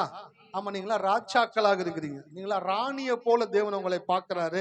நீங்க ராஜாக்களை போல இருந்தீங்கன்னா தான் உங்க வாழ்க்கையில வரக்கூடிய பிரச்சனைகளை ராஜான்ற மைண்ட் செட்டோட நீங்க சமாளிக்க முடியும். அடிமைன்ற எண்ணம் உங்களுக்கு வந்துச்சுன்னு வச்சுங்களேன், எல்லா பிரச்சனையை பார்த்தோன்னே அடிமையை போல திங்க் பண்ண இருப்பீங்க. அடிமைக்கு என்ன தெரியுங்களா? சத்தத்தை கேட்டோன்னே பயம் வரும். அடிமை கூட இருக்கக்கூடிய ஒரே விஷயம் என்னன்னா பயம். ஹல்லேலூயா. இருக்கீங்களா? ராஜாக்குடைய விஷயம் என்னன்னாக்கா பயம் இல்லை. ராஜானா பயம் இருக்காது, அடிமைனாக்கா பயம் மட்டும்தான் இருக்கும். அந்த கோட்டை தாண்டினா நீ செத்த. அந்த கோட்டு கிட்ட போன உடனே அவன் அப்படியே நடுங்குறான், அப்படியே வேர்த்து ஊத்துது. ஏன்னாக்கா அந்த கோட்டை தாண்டிட்டா மரணம். நான் ராஜாட்ட போய் சொல்லி பாருங்களேன், அந்த கோட்டை அழிச்சிட்டு போவான். ஏன்? நீ என்ன கோடு போடுறது? சதாம் ஹுசேனை புடிச்சிட்டாங்க ஈராக்ல, புடிச்சிட்டு உட்கார வச்சிருக்கிறாங்க. உட்கார வச்சுட்டு கேஸ் நடந்துகிட்டு இருக்குது. அந்த நீதிபதி சொல்றாரு சதாம் ஹுசேனை பார்த்து, யூ ஸ்டாண்ட் அப் அப்படின்றாரு. அவர் உட்காந்துட்டு, வாட் மீ? இம்பாசிபிள். ஏய், உன்னை புடிச்சிட்டாங்க, கைதியா உட்காந்துட்டு எந்திரா அப்படின்றாங்க. என்ன தண்டனை கொடுக்க போறியா? நான் ராஜாடா. ஹல்லேலூயா. நீதிபதிக்கு முன்னாடி இந்த மாதிரி பேசுனா நீதிபதிக்கு எவ்வளவு அவமானம். யூடியூப்ல எடுத்து போட்டு நீதிபதி சொல்றாரு, நீ எந்திரிக்கலாம், நான் கேஸ் நடத்த மாட்டேன். நான் எந்திரிக்க மாட்டேன், நீ கேஸ் நடத்தினா போ. அப்ப அவனுக்குள்ள இருக்கக்கூடிய பாருங்க, அவன் சிக்கிட்டான், சிக்கி மரண தண்டனைக்கு உள்ள இருக்கிறான். இப்ப அவன் மரண தண்டனை கொடுக்க போறாங்க. எந்திரிடான்னு சொன்னா கூட ஆயுள் தண்டனை மாத்திருப்பாங்க. ஆனா உட்கார்ந்தே இருந்தான் பாத்தீங்களா? இவனெல்லாம் சாதாரணமா கொல்லக்கூடாது, கொடூரமான முறையில கொல்லணும். அவன் சொல்றான், நீ எப்படி வேணாலும் கொன்னுக்கடா, நான் ராஜா, நான் எதுக்கும் பயப்பட மாட்டேன். ஹல்லேலூயா. எல்லாரும் சொல்லுங்க, நான் ராஜா, நான் ராணி, நான் எதுக்கும் பயப்பட மாட்டேன். சில பேர் கரப்பாம்பூச்சியை கண்டா பயப்படுறது, சட்டி பான்லாம் பரண்டு இந்த பக்கம் அந்த பக்கம் ஓடுறது. புள்ள படுத்துச்சுனாக்கா நறுக்கு பிறகுன்னு பிள்ளைய மிதிச்சுட்டு ஓடிடுவாங்க போல. கரப்பாம்பூச்சி தானே, பள்ளி விழுந்தா கூட ஐயோன்னு கத்துறது. அவன் பெருச்சால எடுத்து தூர்வாரி போட்டு சாப்பிட்டு போய்கிட்டு இருக்காங்க. பள்ளி கரப்பாம்பூச்சினா தட்டி விட்டு போகணும். நீங்க அப்ப நீங்க சொல்லுங்க, நான் அடிமை இல்ல, நான் ராஜா, நான் பயப்பட மாட்டேன். பயம்னா எனக்கு என்னன்னு தெரியாது. ஹல்லேலூயா. ஆமா, ராஜானா பயப்படவே மாட்டான். சும்மா பயந்துட்டு இருக்க கூடாது. இது நடந்துருமோ பாத்துறேன். எப்ப நீங்க துணியறீங்களோ அப்ப உங்களுக்கு வரக்கூடிய எதிர்ப்புகள் கூட பார்த்தீங்கன்னாக்கா உங்களுக்கு அடிபணியக்கூடியதா இருக்குது. இந்த ரகசியத்தை என்னக்கா கோயில்ல தான் சொல்லி தருவோம். ராஜாக்கள் ஏன் பயம் அறியாம இருக்காங்கன்னாக்க அவங்களுக்கு தெரியும், எதுவா இருந்தாலும் பாத்துக்கலாம்டா. எதுவா இருந்தாலும் பாத்துக்கலாம், என்ன நடந்துரும், என்ன தலையை சீவிடுவாங்களா, என்ன நடக்கிறோம் பாக்குறேன், நானும் தான் பாக்குறேன் அப்படின்னு நீங்க துணிஞ்சிட்டீங்கன்னு வச்சுங்களேன், நாய் தரத்தினே வருது, தப்ப தப்பன்னு ஓடக்கூடாது. திரும்பி நின்று மூஞ்சி காமிச்சுன்னு வச்சுங்க, ஓப்பா நம்மளோட பெரிய ஆள் வரண்டு அது பின்னங்கால் படையில் அடிக்க ஓட ஆரம்பிச்சிடும். நாய்க்கு கூட தெரியுது இவங்க திரும்பினாக்க ஆளு நம்மள சாப்பிட்டுருவாங்க போல, அப்பா சாம ஓடினுண்டா, தப்பிச்சு ஓடி போயிருது, நாயே ஓடி போகுது. நான் சொல்றேன், பிரச்சனை உங்களை என்னங்க பண்ணும்? ஹல்லேலூயா. ஒண்ணுமே பண்ணாது. எல்லாரும் சொல்லுங்க, எந்த பிரச்சனையும் என்ன ஒண்ணும் பண்ணாது. ஏன்னா நானு ராஜா, நான் ராணி, நான் பயப்பட மாட்டேன். ஆமென். ஹல்லேலூயா. ஆமா, பயப்படக்கூடாது. ஏதோ பயந்துட்டு வந்திருக்கீங்க, அடுத்து என்ன நடக்க போகுதுன்னு தெரியலையே, என்ன சொல்ல போறாங்கன்னு தெரியலையே, எலெக்ஷன்ல யார் வர போறாங்கன்னு தெரியலையே, எப்படி பண்ண போறாங்கன்னு தெரியலையே, 1008 காரியங்கள் மைண்ட்ல ஓடிக்கிட்டு இருக்கு. நான் சொல்றேன், பயப்படாதீங்க. நீங்க ராஜானாக்கா பயப்படவே கூடாது. நீங்க எப்போ பயம் அறியாதவர்களா மாறுறீங்களோ அப்பதான் தேவன் உங்களை உயர்ந்த இடத்துல கொண்டு போய் உட்கார வைக்க முடியும். ஹல்லேலூயா. எல்லாரும் கோலியாத்தை பார்த்து, தாவீது ஏன் சார் தாவீது அவரு ராஜாவை செலக்ட் பண்ணாரு? சவுல் ரொம்ப ஹைட்டா இருந்தான், வெயிட்டா இருந்தான், ராஜாவுடைய தோரணையா இருந்தான், இஸ்ரவேல் மக்கள் எல்லாத்தோட ஹைட்டா இருந்தான். கடவுள் சூஸ் பண்ணாலும் சம ஆளு சூஸ் பண்ணிக்கிறான்னு சொல்லிட்டு பல வருஷம் பேசிக்கிட்டு இருந்தாங்க. சவுல ராஜாவை கடவுள் தேர்ந்தெடுத்ததுக்கு கில்லி மாதிரி இருக்கிறாமான்னு சொன்னாங்க. அடுத்து ஒருத்தனை பார்த்தோன்னாக்கா சுள்ளி மாதிரி செலக்ட் பண்றாரு. ஒருத்தனை தவுலோண்டா இருக்கிறான், சிவந்த மேனியும் அழகான ரூபம் உள்ளவனா இருக்கிறான், பச்சை மைதாமாவும் அந்த மாதிரி இருக்கிறான் தாவீது. அவனை கடவுள் கூட்டு வர்றாரு. எல்லாம் பாக்குறாங்க, இவனா ராஜா, இவனுக்கு பயம் தெரியாது, இவனுக்கு பயம் கிடையாது. என்ன கிடையாதுங்க? ராஜானாக்க பயம் இருக்க கூடாது, இது கடவுளுக்கு தெரியும். அவனை கூட்டு வந்து நிக்கிறார், கோலியத்தை பாக்குற எல்லாம் சொல்றாங்க, ஐயோ பார்த்தாலே பயமா இருக்குது. அவன் சொல்றான், ஒன்னும் பயப்படாதீங்க, நான் சிங்கத்தையும் கரடியும் காலி பண்ணி இருக்கிறேன், அதை போலதான் இவனும், சிங்கமும் கரடியும் இப்படி இருக்கும், இவன் இப்படி இருக்கான். ஆனா பிரச்சனை ஒண்ணுதான், கீழே இருந்தாலும் நேரா இருந்தாலும் அடிக்க போறது ஒண்ணுதான். ஹல்லேலூயா. இருக்கீங்களா? சில பேர் பிரச்சனையை இப்படியே பார்த்துக்கிட்டு இருக்கிறீங்க, அந்த பிரச்சனையை அப்படியே சாட்சி கீழே வச்சு பார்த்தீங்கன்னு வச்சுங்களேன், சின்னதா இருக்கும். சே, இந்த பிரச்சனை தானே, இது தெரியாம போச்சப்பா. தாவீது அப்படிதான் பார்த்தான். எல்லாரும் கோலியாத்தை எப்படி பார்த்தாங்க, ஐயோ அப்படின்னு சொல்லி பார்த்தாங்க. அவன் கொஞ்சம் சாட்சி பார்த்தான், ஓ சிங்கமும் கரடியும் இருக்கிற தூரத்துல தான் இவனும் இருக்கிறான், இவனை ஈஸியா கொல்லலாமே, இவனை குறிச்சு ஏன் பயந்துகிட்டு இருக்கிறீங்க? நான் சொல்றேன், இன்னைக்கு எப்போ நீங்க பயம் இல்லாம மாறுறீங்களோ அப்பவே நீங்க ராஜாவாகுறீங்க. நீங்க எப்போ ராஜாவா மாறுறீங்களோ அப்ப தேவன் உங்களுக்கு ஆளுகையை கொடுப்பார். ஹல்லேலூயா. கடன்காரனை பார்த்து பயப்படாதீங்க, கந்து வட்டிக்காரனை பார்த்து பயப்படாதீங்க, நியாயமா பார்த்து அவன் தான் பயப்படணும், கொடுத்த காசு வருமா வராதான்னு. ஹல்லேலூயா. இருக்கீங்களா? சார் செய்தி கொடுங்க சார்னாக்கா பச்சை பச்சையா பேசிக்கிட்டு இருக்கீங்களே சார்னு சில பேர் சொல்றாங்க. பயப்படாதீங்க, பணம் கொடுத்தவனுக்கு தான் அல்லு, வாங்கணும் நமக்கு என்ன அல்லு, நம்ம இருக்கணும் சில்லு, சில் பண்ணணும். கடவுள் நம்ம கூட இருக்கிறார், போடா என்னத்த பண்ற போற, நான் இருந்தா தானே அவனுக்கு காசு வரும், முட்டா பயல, நான் இருந்தா தானே அவனுக்கு காசு கொடுப்பேன், அப்புறம் நான் இருக்கணும்ட்டு நீ ஜெபம் பண்ண, அவன் பாப்பா, டேய் உங்களுக்கு பணத்தையும் கொடுத்துட்டு நானும் ஜெபம் பண்ணக்கூடிய பாரத்தை என் தலையில வைக்கிறீங்களா? ராஜா இருந்தா அப்படி பேசுவீங்க, அடிமையா இருந்தாக்க ஐயோ வரப்போறானே, என்ன கேட்க போறானோ, என்ன சொல்ல போறானோ, கடவுளே எனக்கு உதவி செய்யுங்கப்பா. அடிமை வரட்டும், 4 பேர் வராங்க, 40 பேர்ல வரட்டியா, எல்லாத்துக்கும் பதில் சொல்றேன், நான் கொடுக்க மாட்டேன்னு சொல்லலையே, கொடுக்கறேன் தான் இப்பயும் சொல்றேன், அதான்டா எப்படா கொடுப்பேன், வரும்போது தருவோம், எப்படா வரும், தரும்போது வரும், அப்படியே சொல்லி அவரை அனுப்பிச்சுக்கிட்டே இருங்க.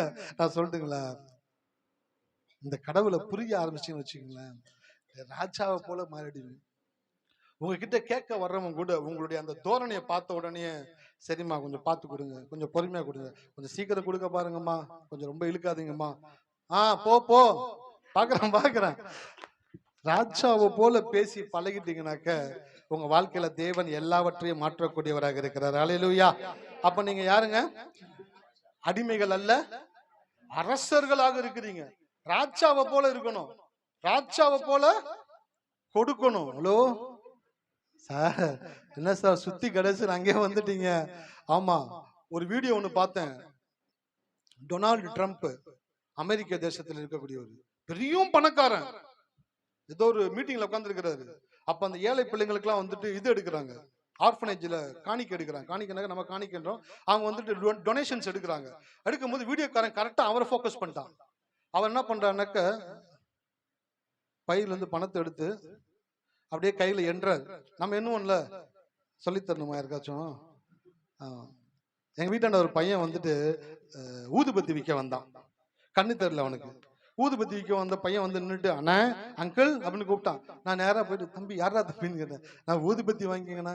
என்னடா எங்க வீட்டுல ஊதுபத்தி கொளுத்துறது இல்லடா, இல்ல நல்ல வாசம் இருக்குண்ணா. டே நான் கொளுத்துறது இல்லடா. நான் சொன்னேன், நான் எனக்கு பர்த்டேண்ணே. இது வேறையாடா, என்னடா இது ஊதுபத்தி வாங்கலனாக்கா பர்த்டேன்றானுங்க. சரி பர்த்டே வாசரா தம்பின்னு ஒரு 50 ரூபாய் கையில் எடுத்து அவங்கிட்ட கொடுத்து, சரி போயிட்டு வைப்பானு. 50 ரூபாய்க்குலாம் ட்ரெஸ் வராதுன்னு நான் பாக்குறேன். நான் கொடுத்தது 50 ரூபா. எப்படா பார்த்தோம் கண்டுபிடிச்சாரு 50 ரூபாய்க்கு வராதுண்ணா. சரி திருப்பி எடுத்துட்டு போய் வீட்டுல போயிட்டு ஒரு 300 ரூபா கொண்டு வந்து அவன் கையில கொடுத்த உடனே, நான் ரொம்ப நன்றிண்ணே, உங்க பேர்ல நான் ட்ரெஸ் வாங்கி நான் பர்த்டே கொண்டாடுவேண்ணே. சரி போப்பா அப்படின்னு நான் பார்த்தேன். கண்ணு தெரியலன்ற கொடுத்த காசு கொடுத்தோன்னு தடவி பார்த்தே கண்டுபிடிச்சிட்டேடா. அதே போல ட்ரம்ப் என்ன பண்ற, மிகப்பெரிய கோடீஸ்வரன் ஜோப்புல இருந்து பணத்தை எடுத்து எல்லாரும் பாத்துக்கிட்டு இருக்காங்க, கேமரா இருக்குன்னு தெரியுது, கேமரா தெரியாதபடி கீழே வச்சு கவுண்ட் பண்றாரு. கவுண்ட் பண்ணி அவர் கத்தா வச்சுக்கிறாரு பணத்தை. அதுல 2-3 பணத்தை கவுண்ட் பண்ணி மிச்ச பணத்தை உள்ள வச்சுட்டு 3 மட்டும் கையில வச்சுக்கிட்டு அந்த வந்த உடனே அதுல அந்த டப்பால போட்டுட்டு உட்காந்துருக்கிறாரு. வீடியோல கரெக்டா காட்டிட்டு ஒண்ணு சொல்றான், அவன் எவ்வளவு பெரிய கோடீஸ்வரனா இருந்தாலும் குடுக்குன்னு வரும் பொழுது கத்தா போடாம என்ன பண்றாங்க, எண்ணி 2-3 தாளம் மட்டும் எடுத்து போடுறான். இதுதான் பணக்காரங்கள்ட்ட இருந்து நீ கத்துக்கிற விஷயம். நான் நெத்தியில அடிச்சேன், இவங்க கிட்ட மட்டும் இதை கத்துக்கவே கூடாதுடா. ஏன் தெரியுங்களா, அது பிசுனாரித்தனமான விஷயம். அது வந்து நம்ம வாழ்க்கையில நம்மளை வந்து வறுமையில இருக்க செய்யக்கூடிய ஒரு விஷயமா இருக்குது. கோயிலுக்கு வந்தீங்கன்னாக்க நீங்கள் தேவனுக்கு எவ்வளவு கொடுக்குறீங்களோ அவ்வளவாய் தேவன் மறுபடியுமாய் உங்களுக்கு கொடுக்கக்கூடியவராக இருக்கிறார். அல்லேலூயா. ஆமா, ஆசீர்வதிக்கப்பட்டவர்களாக. ஊழியக்கார் பிரசங்கத்தில் இருக்கிறாரு, ஜனங்க வந்து கையில கொடுத்துட்டு போறாங்க. நான் பார்த்தேன், என்னடா இது இவ்வளவு கொடுத்துட்டு வாங்கி ஜோப்புல சொருகிறாரு, அப்படியே நம்பி வலியுது. நான் சொல்றேன், திருப்பி வராமையா கொடுப்பாங்க அவங்க எல்லாம்? சார் வாங்கி அனுபவப்பட்டவங்க திருப்பி கொடுத்துக்கிட்டே இருக்கிறாங்க. நான் சொல்றேன், தேவனுக்கு கொடுத்தவங்க ஒருவர் கூட குறைவுபட்டு போனதே கிடையாது. அப்ப ராஜாவை போல இருக்கணும், ராஜாவை போல கொடுக்கணும். கொடுத்தீங்கன்னா தான் கர்த்தர் உங்களை மறுபடியும் ஆசீர்வதிக்க கூடியவராக இருக்கிறார். இன்னைக்கு உங்ககிட்ட ஒண்ணும் இல்ல, பிரச்சனை கிடையாது. ஒண்ணும் இல்லாத அப்பயே உங்களால கொடுக்கறதுக்கு கஷ்டமா இருந்துச்சுன்னா, எல்லாம் வர்றப்ப உங்களால கட்டாயம் கொடுக்கவே எதுவுமே இல்லாதப்ப நீங்க எப்படி கொடுக்குறீங்கன்னு தேவன் பாக்குறாரு. அப்பதான் எல்லாவற்றையும் தேவன் உங்களுக்கு கொடுப்பாரு. அப்பயும் நீங்க ஃப்ரீயா தேவனுக்கு கொடுக்கக்கூடியவங்களா இருப்பீங்க. அதுதான் ராஜாவுடைய மனநிலை. இந்த மாலை வேளையில கர்த்தர் அநேகரை ராஜாவாக மாத்துகிறார். அல்லேலூயா. அநேகருடைய தலையின் மேல அந்த ராஜ அபிஷேகத்தை தேவன் ஊற்றுகிறாரு. நீங்க எவ்வளவு ஏழ்மையில இருந்தாலும், எவ்வளவு வறுமையில இருந்தாலும், எவ்வளவு கடன்ல இருந்தாலும், இன்றைக்கு கர்த்தருடைய ஆசீர்வாதமும் அபிஷேகமும் உங்கள் மேல கடந்து வருகிறது. நீங்கள் உங்களுடைய வாழ்க்கையிலிருந்து சம்பாதித்த காரியங்களிலிருந்து கொஞ்சத்தை கொண்டு வந்து கடவுளுக்கு கொடுக்க போறீங்க. தேவன் அதை நிரம்பி வழியும்படி செய்ய போகிறார். அல்லேலூயா. இருக்கீங்களா? ஆமா, ராஜாவை போல இருக்கணும். ஒரு வசனத்தை வாசிச்சுட்டு கடந்து போகலாம். அப்படியே சங்கீதம் 119, 130.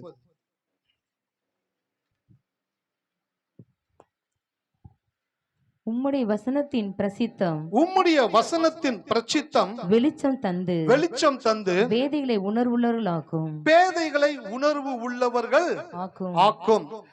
இந்த வசனத்துக்குள்ள போறதுக்கு முன்பாக இந்த வசனத்தை குறிச்சு நான் என்ன சொல்ல போறேன் அப்படின்றத ரொம்ப சுருக்கமா சொல்லிட்டு கடந்து போக போறேன்.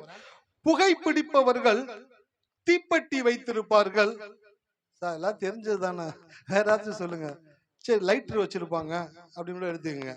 புகைப்பிடிப்பவர்கள் தீப்பெட்டி வைத்திருப்பார்கள், வெளிச்சம் கொடுப்பவர்கள் வேத புத்தகம் வைத்திருப்பார்கள். அல்லேலூயா. இருக்கீங்களா? கரண்ட் போச்சுன்னு உடனே இப்ப எல்லா போன்லயும் டார்ச் இருக்குது, டக்குன்னு ஆன் பண்ணி அப்படியே காமிச்சிரும். அப்பெல்லாம் என்ன பண்ணுவாங்க, கரண்ட் போச்சுனாக்க யார் தீப்பெட்டி வச்சிருக்கா கேளு, யாருமே எடுக்க மாட்டாங்க. தீப்பெட்டி வச்சிருந்தா என்ன அர்த்தம் சொல்லுங்க? சீரட்டு பிடிக்கிறாங்கன்னு அர்த்தம்.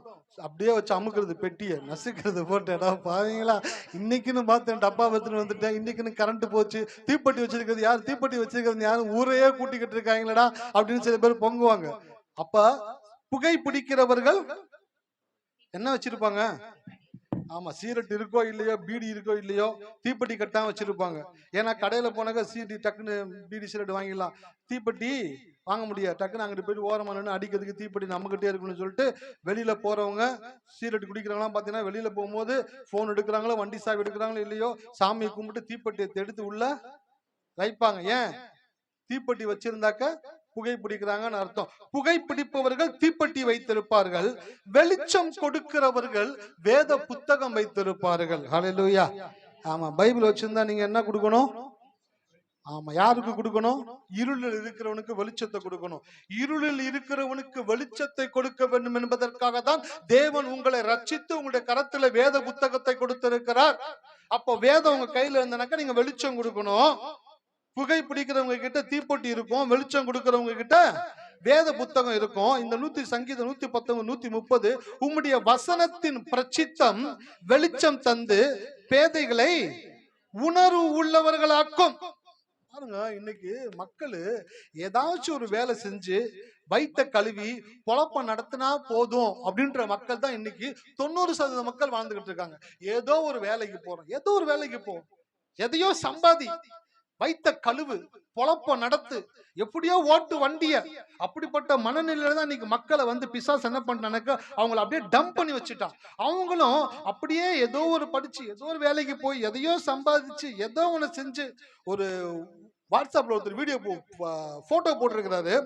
அவங்க வீட்டுல ஒரு டிரைவர் இருக்கிறாரா, 40 வருஷத்துக்கு முன்னாடி இந்த டிரைவர் அவங்ககிட்ட வேலைக்கு செஞ்சிருக்கிறாரு. 40 வருஷத்துக்கு முன்னாடி இருந்த போட்டோ, 40 வருஷத்துக்கு அப்புறம் இருந்த போட்டோ, 2 போட்டோவும் போட்டு கீழே போட்டிருக்காங்க. எவ்வளவு அழகான ஒரு போட்டோ, கேவலமான ஒரு போட்டோ. ஏண்டா 40 வருஷத்துக்கு முன்னாடி ஒருத்தவங்க உங்ககிட்ட வேலைக்கு சேர்ந்தானே அவன் அப்படியேவா வச்சிருப்ப? உங்ககிட்ட வேலைக்கு சேர்ந்தா உண்மையா இருந்தா கரெக்டா இருந்தானே அவனுக்கு டே இந்தாடா என்கிட்டே வேலை பார்த்துக்கிட்டு இருக்கிறியே, நான் கொஞ்சம் பணம் தர்றேன், ஒரு வண்டி போட்டு சொந்தமா ஓட்டு, வாழ்க்கையில முன்னேறு, உன்னால கடன் கட்ட முடியல சொல்லு, நான் 2 மாசம் டியூவை கட்டுறேன், நீ எப்படியாச்சும் வாழ்க்கையில மேல வரப்பாரு, எப்பெல்லாம் எனக்கு தேவையோ அப்பெல்லாம் உன்னை கூப்பிடுறேன், லாங் டிரைவ் போகும்போது நீ வந்து எனக்கு கொஞ்சம் வண்டி ஓட்டு அப்படின்னு சொல்லியிருந்தானா அவன் நல்ல முதலாளி. போட்டோவை போட்டிருக்கான் கேவலமா. 40 வருஷத்துக்கு முன்னாடி வீட்டுக்காரு, மனைவி, பிள்ளைங்க, குட்டி குட்டி பசங்க, இந்த டிரைவர் நிக்கிறாரு. 40 வருஷத்துக்கு அப்புறமும் இந்த ஆளு வயசான ஆள் ஆயிட்டாரு, டிரைவரும் வயசான ஆள் ஆயிட்டாரு, அந்த பிள்ளைங்க எல்லாம் வளர்ந்துருச்சுங்க. அந்த போட்டோவை போட்டிருக்கிறாரு. அந்த குடும்பத்தில் இருக்கவங்க மூஞ்சியெல்லாம் சிரிச்ச மாதிரி இருக்கு, அந்த டிரைவருடைய மூஞ்சி மட்டும் சோகமா இருக்குது. ஹல்லேலூயா. என்னங்க அது? 40-50 வருஷம் வேலை பார்த்தாலும் அவன் அடிமையா தான் இருக்கணும்னு நினைக்கிற மனநிலை இருக்கிற உலகத்து மத்தியில நீங்க கடவுளை தேடி வந்தீங்கன்னாக்க இந்த கடவுள் சொல்லுவாரு, டேய் நீ ராஜாவை போல மாறணும், நீ ராஜாவை போல வாழ்றதுக்காக தெரிந்து கொள்ளப்பட்டவன், அதனாலதான் இந்த வேத புத்தகத்தை நான் கையில எழுதி கொடுத்திருக்கிறேன், இந்த வசனத்தை உன் வாயை விட்டு புரியாம இருக்கிற வரைக்கும் நீ ராஜாவை போல வாழ்வ அப்படின்னாரு. அல்லேலூயா. மோசே கிட்ட ஜனங்க கத்திக்கிட்டு இருந்தாங்க, யோசுவா கிட்ட ஜனங்க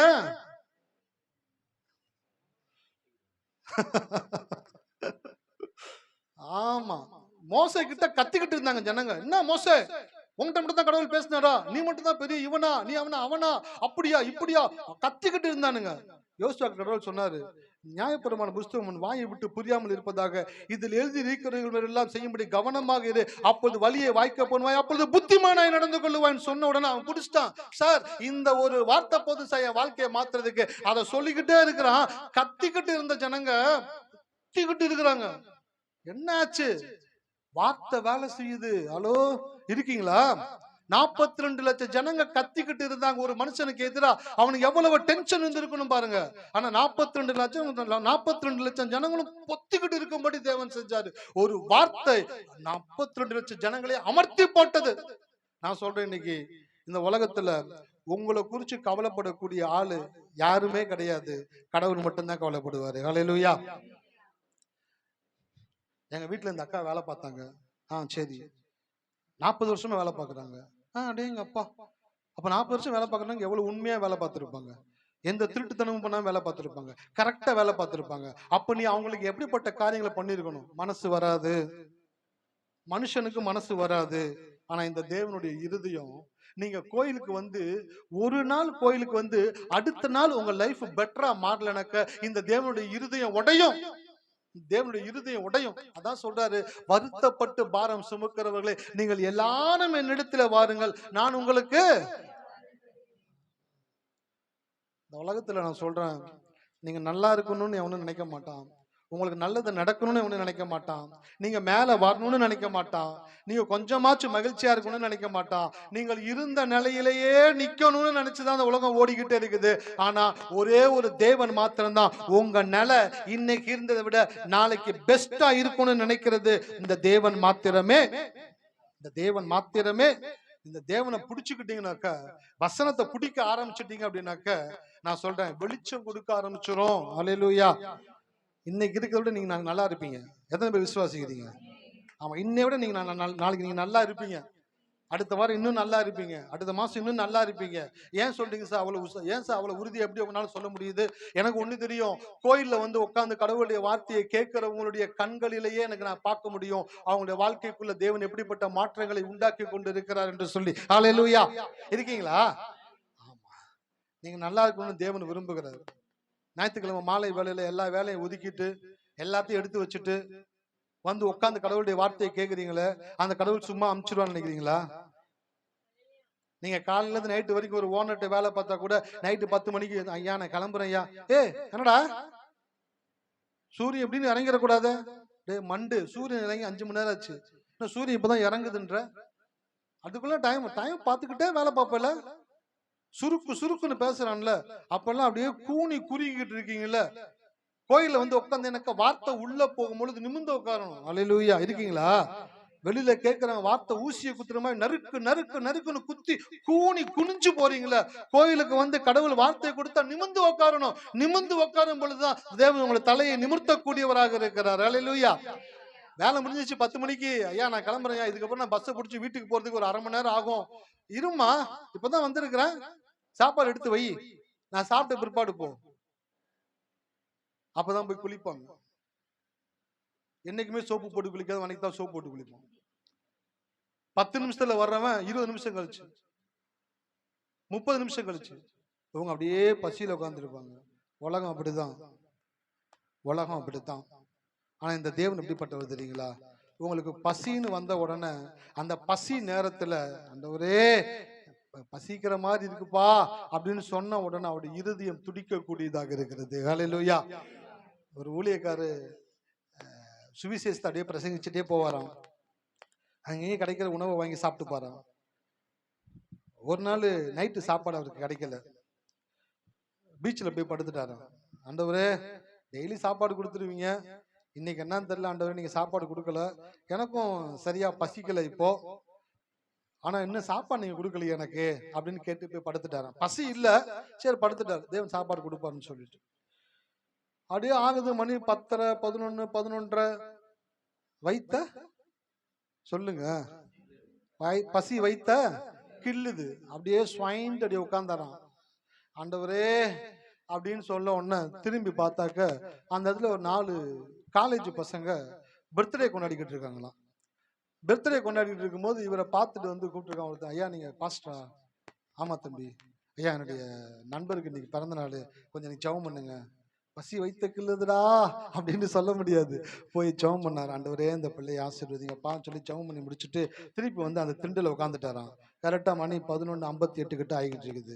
அவனுக்கு கேக்கெல்லாம் வெட்டி கொண்டாடிட்டு அந்த கேக்கை கொண்டு அவர்கிட்ட கொடுத்துட்டு, ஐயா நாங்க ஒரு பிரியாணி எக்ஸ்ட்ரா வாங்கிட்டு வந்திருக்கிறோம், பத்தல நினைச்சோம், நாங்க சாப்பிட்டோம், திருப்தியா இருக்கு எங்களுக்கு, ஒரு பிரியாணி போட்டோம் மிச்சம் இருக்குது, இந்தாங்க அப்படின்னு சொல்லி அவர்கிட்ட கொடுத்தாங்களா. அவர் வாங்கி பார்த்தானாக்க டிங் டிங் மணி அடிக்கிற மாதிரி 12 அடிக்குதான். கடவுள் பார்த்தாரான், எப்படிரா அப்படின்னு கேட்டாரான். ஆண்டவரே நான் பசின்னு சொல்லும் பொழுது அந்த பசிக்கு வேண்டிய ஆகாரத்தை நீர் எனக்கு ஆயத்தப்படுத்தி நான் எப்படி வரும்னு நினைச்சுக்கிட்டு இருந்தேன், ஆனா எனக்கு முன்னாடியே அதை வாங்கிட்டு வர சொல்லி வாங்கிட்டு வர வச்சு கரெக்டா என் கரத்துல கொடுத்த தேவனே என்று சொல்லும் பொழுது அந்த சாப்பாடை சாப்பிடும் பொழுது அழுதுகிட்டே சாப்பிட்டாராம். ஹல்லேலூயா. அழுதுகிட்டே சாப்பிட்டாராம். ஏன்னாக்க இந்த உலகத்துல இந்த தேவனை போல நேசிக்கிற ஒருத்தன் யாருமே கிடையாதுங்க. ஹல்லேலூயா. முதலாளி ஓடி ஓடி ஓடி ஓடி ஓஞ்சதுதான் மிச்சம். கொஞ்சம் கடவுளை நம்பி இருந்தீங்கன்னாக்க உங்க வாழ்க்கையை எப்பயோ மாத்திருப்பாரு. ஹல்லேலூயா. எப்பயோ உங்க வாழ்க்கையை மாத்திருப்பாரு. எத்தனை பேர்த்துக்கு உங்களுடைய நன்மை நீங்க ஆசீர்வதிக்க கூடியவங்க அவங்களை கத்தர் மாற்றக்கூடியவரா இருக்கிறாரு. அப்போ கடவுளுடைய வசனம் எதுக்கு கொடுக்கிறாருனாக்க நீங்க இன்னை விட நாளைக்கு நல்லா இருக்கணும் அப்படின்றதுக்காக தான். சரி, இப்ப தீப்பெட்டியவும் பைபிளையும் கம்பைன் பண்ணி ஒரு 5 நிமிஷத்துல முடிக்க போறேன். 5 நிமிஷத்துல பேசி முடிக்க போறேன். தீப்பெட்டியில ஒயிட் பாஸ்பரஸ் அப்படின்ற ஒரு கெமிக்கல் இருக்கு. தீக்குச்சியில ரெட் பாஸ்பரஸ் அப்படின்ற ஒரு கெமிக்கல் இருக்கு. இந்த ரெட் பாஸ்பரஸ், ஒயிட் பாஸ்பரஸ், இந்த ரெண்டு கெமிக்கலையும் தீப்பெட்டியிலையும் தீக்குச்சியிலையும் வச்சு நம்ம கிட்ட கொடுத்துடுறாங்க. நம்ம இந்த தீப்பெட்டிக்குள்ள இருக்கிற தீக்குச்சியை எடுத்து தீப்பெட்டியில என்ன பண்றோம்?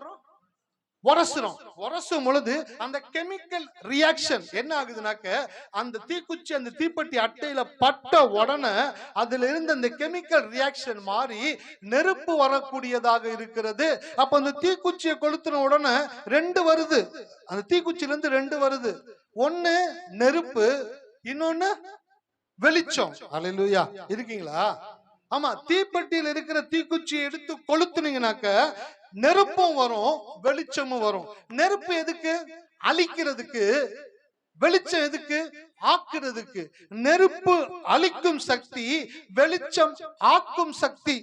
இப்ப அந்த ஒரு இடத்துல வந்துட்டு குப்பை கிடக்குது, தீக்குச்சியை கொளுத்தி அதுல போட்டீங்கன்னா குப்பை எல்லாம் எரிஞ்சிடும். ஒரு பாம்பு இருக்குது அந்த குப்பைக்குள்ள, பாத்துட்டீங்க. இப்ப அந்த பாம்பு அடிக்கவும் முடியாது. டக்குன்னு என்ன பண்றீங்கன்னாக்கா, அந்த குப்பையில தீக்குச்சி கொளுத்தி போட்ட உடனே கப்ப கப்ப கப்ப தீ எரிஞ்ச உடனே அதுக்குள்ள இருக்கக்கூடிய பாம்பு என்ன ஆகுதுங்க? சுருண்டு செத்து கருகி போயிடுது. அப்ப அழிக்கிற சக்தி தீ. இப்ப அதே தீக்குச்சியை கொளுத்தி இருட்டுல இருக்கிறீங்க, அப்படியே பார்த்துக்கிட்டே வர்றீங்க.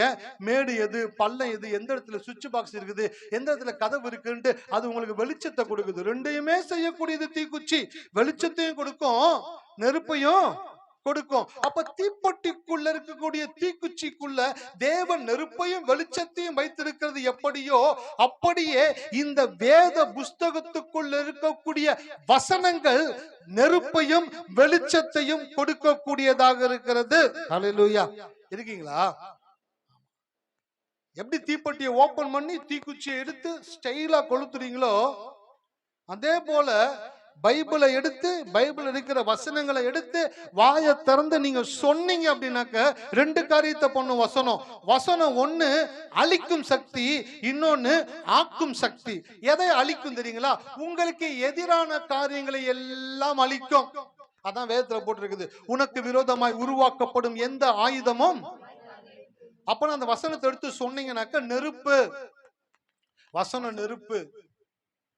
இஸ்ரவேலுக்கு விரோதமான மந்திரமும் வாதமும் இல்லை, யாக்கோபுக்கு விரோதமான குறி சொல்லுதலும் இல்லை, நெருப்பு.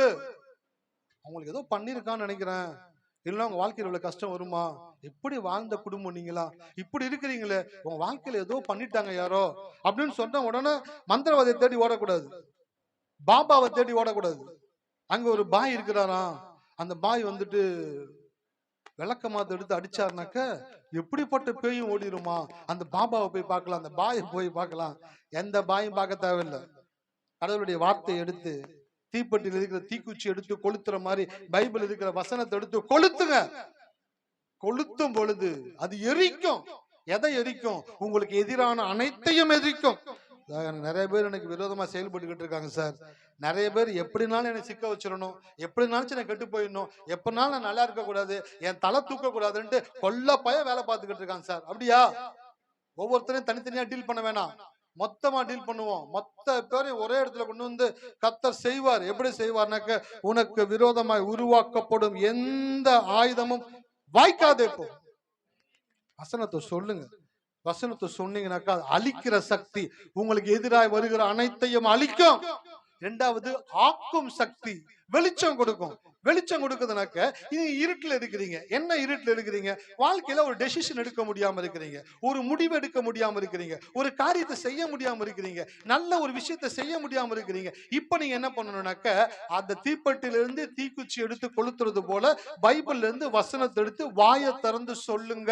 சொல்லும் பொழுது அந்த தீக்குச்சி எப்படி தீ பத்தி எரியுதோ, அப்படியே வசனத்தை எடுத்து நீங்க வாயை திறந்து சொல்லும் பொழுது அது வெளிச்சத்தை கொடுக்கக்கூடியதாக இருக்கிறது. வாயை திறந்து வசனத்தை சொல்லிக்கிட்டே இருந்தீங்கன்னாக்கா நீங்க போகிற பாதையை தேவன் உங்களுக்கு விசாலமாக்கி கொடுத்து கொண்டே இருப்பார். வசனத்தை சொல்ல சொல்ல உங்களுக்கு காரியங்கள் வாய்க்கும். ஏன் இத்தனை நாள நடக்க மாட்டேங்குது? ஏன் காரியம் கைகூடி வர மாட்டேங்குது? என் பொண்ணுகிட்ட மதியம் பேசிட்டு இருந்தேன். டேஸ்டா இருக்கிற பொருள் எல்லாம் சாப்பிட்டுருவா, இன்னும் கொஞ்சம் குடுன்னு சொல்லி பக்கத்து தட்டுல எடுத்து சாப்பிடுறா. டேஸ்டா இருக்குதுன்னு சொல்லிட்டு கொஞ்சம் நம்மளும் கொஞ்சம் மறைச்சு வச்சு தான் சாப்பிட வேண்டியதா இருக்குது. டப்புன்னு கண் அசந்தாக்கா தட்டுல இருந்து காலி ஆயிருது. டேஸ்ட் இல்லைன்னு வச்சுக்கோங்களேன், அப்பயும் உஷாரா இருக்கணும். நம்ம தட்டு நம்பிரும். அப்படியே சரக்கு சரக்கு சரக்கு அந்த பக்கம் அந்த பக்கம் சரிச்சுடு சரிச்சுடு சரிச்சுடுன்னு அந்த பக்கம் இந்த பக்கம் தள்ளி விட்டு போயிருது. அப்படி இல்லைனாக்கா கண் அசந்த கொண்டு போய் குப்பை டப்பால கூட்டிட்டு தட்டை வச்சுட்டு போயிருது. அப்ப என் பொண்ணுகிட்ட சொன்னேன், உன் நாக்குக்கு எது டேஸ்டா இருக்கோ அது உன் வயிற்றுக்கு வேஸ்ட். ஹலோ, இருக்கீங்களா? ஆமா, நாக்குக்கு எது டேஸ்டோ அது வயிற்றுக்கு வேஸ்ட். நாக்குக்கு எது டேஸ்ட் இல்லையோ அது வயிற்றுக்கு என்னன்னாக்கா யூஸ்ஃபுல். நாக்குல சுவையா உங்களுக்கு ஒரு விஷயம் இல்லைனாக்கா அது உடலுக்கு நல்லது. ஆனா நாக்குல டேஸ்டா இருக்குது, டேஸ்டா இருக்குது அப்படின்ட்டு நல்லா டால்டாவையும் எண்ணெயும் பாமாயிலையும் ஊத்தி ஊத்தி பிரியாணியா தின்னு டெய்லி சாப்பிட்டாக்க என்னத்துக்காருது? அல்லேலூயா. இருக்கீங்களா? சில பேரு அப்படிதான் இருக்கிறாங்க. எப்படி இருக்கிறாங்கன்னு சொல்றேன். கண்ணீர், கவலை, பிரச்சனை, கடனு, வேதனை இத பேசுறது வாய்க்கு டேஸ்டா இருக்குது. ஏன்னாக்க இத பேசணும்னா பக்கத்துல இருக்கிற அக்கா உட்காந்துக்கிறாங்க. அதே தாண்டி என் வாழ்க்கையிலையும் அப்படியே உன் வாழ்க்கை நடக்குது. கல ரவி சொன்னாரு, என்ன ஒரு அதே சாட்சி அப்படியே சொல்றாரு. நான் பார்த்தேன், சாட்சி எல்லாம் மாத்தி சொல்ல முடியாத, என்னப்பா ரவி நீ கேக்குறனாக்கா.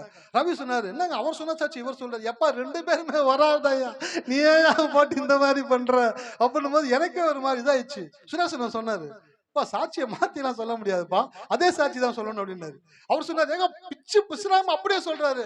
நான் பார்த்தேன், என்னடா இது, ஆமா பிச்சு பிசுறாம தான் மாத்தி சொல்றாரு. அப்புறம் தான் யோசிக்கிறார் ரவி.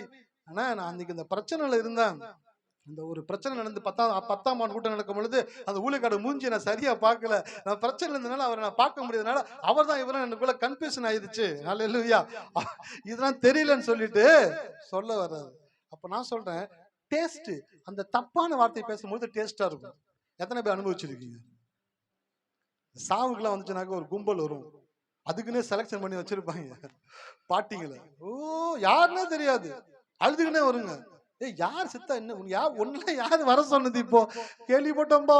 சரி, யார் ஆனா பொண்ணா, யாரு செத்தது, யாரு செத்தா என்னப்பா, நம்ம உட்காந்து அழுவோம்பா அப்படின்னு டீ தண்ணி வாங்கி குடிச்சிட்டு ஓன்னு அழுது மூக்க சிந்தி சேலையை தொலைச்சு போட்டுட்டு போய் நிப்பாங்க. 10 ரூபா 20 ரூபா 50 ரூபா கொடுத்து வாங்கிட்டு போயிடுவாங்க. அந்த மாதிரி சில பேர் வேதனையும் கண்ணீரையும் பேசினா கூட்டம் அப்படியே கூடிரும். நீங்க வசனத்தை பேசி பாருங்க, என்ன அது என்னத்தை பேசிக்கிட்டு இருக்குது கிறுக்கு மாதிரி. பிரச்சனை பேசுறதுதான் கிறுக்கு, வசனத்தை பேசுறது தெளிவு. ஆனா உலகம் என்ன சொல்லுதுனாக்க, அவங்க கிட்ட போகாதடி, ஏதோ பைபிளை படிச்சுக்கிறாளாம், என்னமோ கர்த்தர் நல்லவர்ன்றார், கர்த்தர் நோயை சுகமாக்குவார்ன்றாரு, என் பிரச்சனையை தீர்ப்பார்ன்றாரு. இதெல்லாம் விளங்கும்னு நினைக்கிற. அந்த பக்கத்துல பார்த்தோம்னு வச்சுங்களேன், நம்ம வாழ்க்கையில நம்ம கட்டாயமா இன்னும் கொஞ்ச நாளத்துக்குள்ள தள்ளாடிற வாழ்க்கை போயிடும். நான் சொல்றேன் பாரு, இந்த வெயில தாண்டது கஷ்டம். இந்த வெயில்ல எத்தனை பேர் சாகுறாங்க பாரு. இதை பேசுறது ஒரு கும்பல் உட்காந்து பேசிக்கிட்டு இருக்கும். ஆனா கோயிலுக்கு வந்தீங்கன்னாக்க, பகலிலே வெயிலாகிலும் இரவில நிலவாகிலும் உன்னை சேதப்படுத்துவது இல்லை. பவுல் இப்படிதான் பேசினாரு, மார்ஸ் மேடையில போய் பேசினாரு. ஒருத்தன் கேட்கிறான், திருப்பி சொல்லு, ரொம்ப வித்தியாசமா இருக்கு, என்னது திருப்பி சொல்லு அப்படின்னு சிரிச்சுட்டே கேட்கிறான். அவன் சொல்ற, டேய் முட்டாளுங்களா, இதுக்கு முன்னாடி கேட்டுட்டு தாண்டா தண்டம். இது பேசுறது என்னன்னாக்கா, உனக்காக ஒரு தேவன் ஜீவனை கொடுத்திருக்கிறார், அறியப்படாத தேவனுக்கு எழுதி வச்சிருக்கிறியே, அவர் யாருன்னு நான் சொல்றேன், உனக்கு யாருன்னு தெரியல, அவர் யாருன்னு நான் சொல்றேன்டா, நானும் தெரியாம தான் இருந்தேன். அவர் தான் இயேசு கிறிஸ்து. இந்த இயேசுவை நம்பினால்தான் உனக்கு பாவ விமோச்சனம், உன் வாழ்க்கை நல்லா இருக்கும் அப்படின்றத பிரசங்கிக்க ஆரம்பிச்சுட்டாரு. அப்ப நான் சொல்றேன், இன்னைக்கு உங்க வாழ்க்கையில டேஸ்டா, வாய்க்கு டேஸ்டா இருக்குன்றது எல்லாத்தையும் பேசக்கூடாது. சில பேர் ஃப்ரீயா கொடுத்தா பினாயில குடிப்போம்னு சொல்லுவாங்க, கேள்விப்பட்டிருக்கீங்களா? நாங்களாம் ஃப்ரீயா கொடுத்தாலே பினாயிலையும் குடிப்போம் அப்படின்வாங்க. அந்த மாதிரி சில பேர் பேசணும் அப்படின்னாக்கா எதையாச்சும் ஒன்று பேசிக்கிட்டு இருக்கிறது, செத்தது, வெந்து போனது, வேகாதது, நடக்காதது, கெட்டு போனது, புரோஜனம் இல்லாதது, உருப்படாதது, தேவையில்லாததை உட்காந்து பேசிக்கிட்டே இருப்பாங்க. அங்க ஒரு கும்பல் சேர்ந்து இருக்கும் எப்பயுமே. அங்க டேஸ்டா இருக்கும், வாய்க்கு டேஸ்டா இருக்கும், வயிற்றுக்கு கசப்பா இருக்கும். ஹலோ, உள்ள போய் வாழ்க்கையை ஒண்ணுமில்லாம ஆக்கிறோம். ஆனா கடவுளுடைய வார்த்தையை பேசுனீங்கன்னு வச்சுக்கோங்களேன். நான் கோயிலுக்கு போனேன், அந்த ஊழியக்காரர் சொன்னாரு, தீப்பெட்டியில தீக்குச்சி எடுத்து கொளுத்துறது போல பைபிள் இருக்கிற வசனத்தை எடுத்து சொன்னா வாழ்க்கை மாறும்னு சொன்னாரு. இன்னொன்னு முன்னாடி சொன்னாரு, என்ன சொன்னாரு, உலகத்துல நம்மளை குறிச்சு எவனும் கவலைப்பட மாட்டான், நம்மளை கவலைப்படக்கூடிய கடவுள் ஒரே ஒருத்தர் இயேசு மட்டும்தான், அந்த இயேசுவை பிடிச்சுக்கிட்டா வாழ்க்கை நல்லா இருக்குன்னு சொன்னாரு. அப்ப வாழ்க்கையில இயேசுவை பிடிச்சுக்குங்க, இயேசுவை நம்புங்க, இயேசுடைய வார்த்தையை வாயை திறந்து சொல்லுங்க. ஊழியக்காரர் கேளுங்க, என் குடும்பத்துல இந்த பிரச்சனை இருக்குது, இதுக்கு என்ன வசனத்தை சொன்னா என் வாழ்க்கை மாறும் யா, மெடிக்கல் ஷாப்ல போய் கேக்குறீங்களா, தலை வலிக்குதுண்ணே, எத்தனை நாளா இருக்கு, அவங்ககிட்ட ஒப்பிக்கிறது அப்படியே 2 நாள்ண்ணே, விட்டு விட்டு வருதுண்ணே எல்லாம் சொல்லி மெடிக்கல் ஷாப்ல மாத்திரை வாங்கி போட தெரியுது இல்ல. கோயில வந்து ஊழியக்காரரை கேளுங்க, அதுதான் ஊழியக்காரர் இருக்கிறாரு. ஊழியக்காரர் பார்த்தாலே பின்னங்கால் படையில் அடிக்க ஓடுறது. புடிச்சு வச்சு 1/2 மணி நேரம் பேச போறாரா, 10 நிமிஷம் பேச போறாரான்னு சொல்லிட்டு என்னத்த பேச போறாரு அவரு? உங்களை கெடுக்கக்கூடிய காரியங்களை, உங்களுக்கு தப்பான காரியங்களை சொல்லிக் கொடுக்க போறாரு. நீங்க வந்து பேசுனீங்கன்னாக்க உங்களுக்கு தேவையான காரியங்களை சொல்லக்கூடியதுதான் தேவன் ஊழியக்கார வச்சிருக்கிறார். அல்லேலூயா. அந்த ஊழியக்கார ஜெபம் பண்ணுங்க, ஐயா என் வாழ்க்கையில இப்படி இருக்குது. அந்த ஊழியக்கார சொன்னாரு, என்ன வசனத்தை சொன்னா என் வாழ்க்கை மாறும், அதை கொஞ்சம் எழுதி கொடுங்க ஒரு பேப்பர்ல, இல்ல பைபிள்ல காட்டுங்க, நான் குறிச்சு வச்சுக்கிறேன். அதை குறிச்சு வச்சு நான் ஒவ்வொரு நாளும் சொல்றேன்யா, சொன்னா என் வாழ்க்கை மாறும், நான் நம்புறேன்யா. நம்புங்க, இது வேலை செய்யும், இது வேலை செய்யும். தேவையில்லாத பேசினீங்கன்னாக்கா உங்க வாழ்க்கையை ஒண்ணுமில்லாம ஆக்கிரும். வாய்க்கு இனிப்பா இருக்கும், வயிற்றுக்கு கசப்பா இருக்கும். மாத்திரை வாய்க்கு கசப்பா இருக்கும், வயிற்றுல போய் நோய சுகமாக்கிறோம். வசனம் அப்படிதான், வசனத்தை சொல்றது கஷ்டம்தான், ஈஸியா சொல்லிட முடியாது. யாருனாலையும் பைபிள் வசனத்தை எடுத்து டக்கு டக்குன்னு போய் நான் பைபிள் எடுத்து வசனத்தை சொல்ல முடியாது சார். உங்களோட இன்ஃபர்மேஷனுக்கு சொல்றேன், ஈஸியெல்லாம் பைபிள் வசனத்தை யாரும் சொல்ல முடியாது. ஏன்? மனதளவுல, எண்ணத்துல, யோசனையில மூழ்கி போயிருக்கிறீங்க. கவலையில இருக்கிற உங்க வாயில கவலையான வார்த்தை தான் வரும், பிரச்சனையான வார்த்தை தான் வரும். அதை மாத்தி சொல்றதுக்கு தான் கோயிலுக்கு வந்து உட்கார்ந்து இருக்கீங்க. அதுக்கு தான் உங்களுக்கு ஊழியக்காரர் கத்து கொடுத்துட்டு இருக்கிறாரு. அந்த நேரத்திலயும் நீ எப்படி பேசணும் அப்படின்னாக்க, எல்லா சூழ்நிலையிலும் நான் நம்புற ஒரு தேவன் இருக்கிறாரு, அவர் எனக்கு நன்மை தான் செய்வாரு. ஹல்லேலூயா. நான் ராஜாவை போல என்னை கடவுள் வச்சிருக்கிறார், நான் பயப்பட மாட்டேன், நான் பயப்பட மாட்டேன். வீட்டுக்காட்ட போய் சொல்லக்கூடாது, நான் பயப்பட மாட்டேன். பாப்பா கோயிலுக்கு போகாத நினைச்சேன், அந்த கோயிலுக்கு போனா இந்த மாதிரி ஏதாச்சும் சொல்லி தருவானுங்க. பயந்துகிந்து ஒழுங்கா இருந்தா இப்ப பயப்பட மாட்டேன்னு என்கிட்டயே திமிரா பேசிக்கிட்டு இருக்கிறான். அந்த ஊழியக்காரர் யாருன்னு நானும் பார்க்க வர்றேன், கூட்டிட்டு வாங்க. எங்ககிட்ட பேசினா மாட்டுவார், உங்ககிட்ட பேசினா மாற மாட்டார். ஏன்னா நீங்க வந்துட்டு வேகமா வர்ற பால் அப்படியே அவர் மேல தள்ளுறது. நாங்க வர்ற பால ஸ்லோவா மாத்தி அவர்கிட்ட கொண்டு போய் கொடுப்போம். வாங்கண்ணே உட்காருங்கண்ணே, கர்த்தருக்கு ஸ்தோத்திரம், அக்கா தொடர்ந்து கோயிலுக்கு வந்தாங்க, இப்ப வாழ்க்கையில மாறி இருக்கிறாங்க, உங்களுக்கும் கர்த்தர் நன்மை செய்வார். பாப்பாரு, ஆடா எத்தனை பேர் வந்தாலும் வெட்டி சாச்சிருவேன், அன்பால பேசி என்னை சாச்சிட்டீங்களடா அப்படின்னு அப்படியே சாஞ்சு உட்காருவாரு. டக்குனு வந்து ஒரு டீ டம்ளரை கையில கொடுத்து, டீயை குடிங்கண்ணே.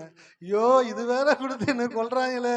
அம்மா எந்த கோயிலுக்கு நீ போகாது, இந்த கோயிலுக்கு மட்டும் நீ போ, வேற எந்த கோயிலுக்கும் போகாத அப்படின்னு அவரே கொண்டு பைக்ல இறக்கி விடுவாரு. நாள் படல அவரே வந்து உள்ள உட்கார ஆரம்பிச்சிருவாரு. நாள் படல அவரே ஞானஸ்தானம் கொடுங்கன்னு சொல்லி கேட்பாரு. ஏன்னா இந்த தேவன் நன்மையை மாத்திரமே செய்கிறவர். அல்லேலூயா. நன்மையை மாத்திரமே செய்கிறவர். பயப்படாதீங்க, ஒன்னும் நடக்காது, யாரும் உங்களை ஒண்ணும் பண்ண முடியாது. இனிமே எல்லாமே இனிமே நல்லாதான் நடக்கும். எல்லாமே இனிமே, ஆமா வீட்டுக்கு போகும்போது சொல்லிக்கிட்டே போங்க, எல்லாமே இனிமே நல்லாதான் நடக்கும். பக்கத்துல ஆச்சு கேட்பான், அஜித் பாட்டு மாதிரி இருக்குது. அஜித் பாட்டு இல்லை இது, கோயிலில் எங்களுக்கு ஊழியக்கார் சொல்லி கொடுத்தாரு, எல்லாமே இனிமே நல்லா தான் நடக்கும்னு சொல்லி கொடுத்தாரு. நான் ராஜாவை போல இருக்கேன், நான் பயப்பட மாட்டேன், நான் பைபிள் இருக்கிற வசனத்தை எடுத்து வாயில சொல்லிக்கிட்டே இருப்பேன். சொல்ல சொல்ல அழிஞ்சுக்கிட்டே இருக்கும் என் பிரச்சனை. அவங்க தேவன் உருவாக்கிக்கிட்டே இருப்பார் என் வாழ்க்கைய. நான் நல்லா தான் இருப்பேன். யாரெல்லாம் என்னை நசுக்குனாங்களோ, என்னை ஏமாத்தினாங்களோ, என்னைய வச்சு வாழ்ந்தாங்களோ, அவங்களுக்கு முன்பாக தேவன் என்னை சிறப்பாக வாழும்படி செய்வார். அல்லேலூயா.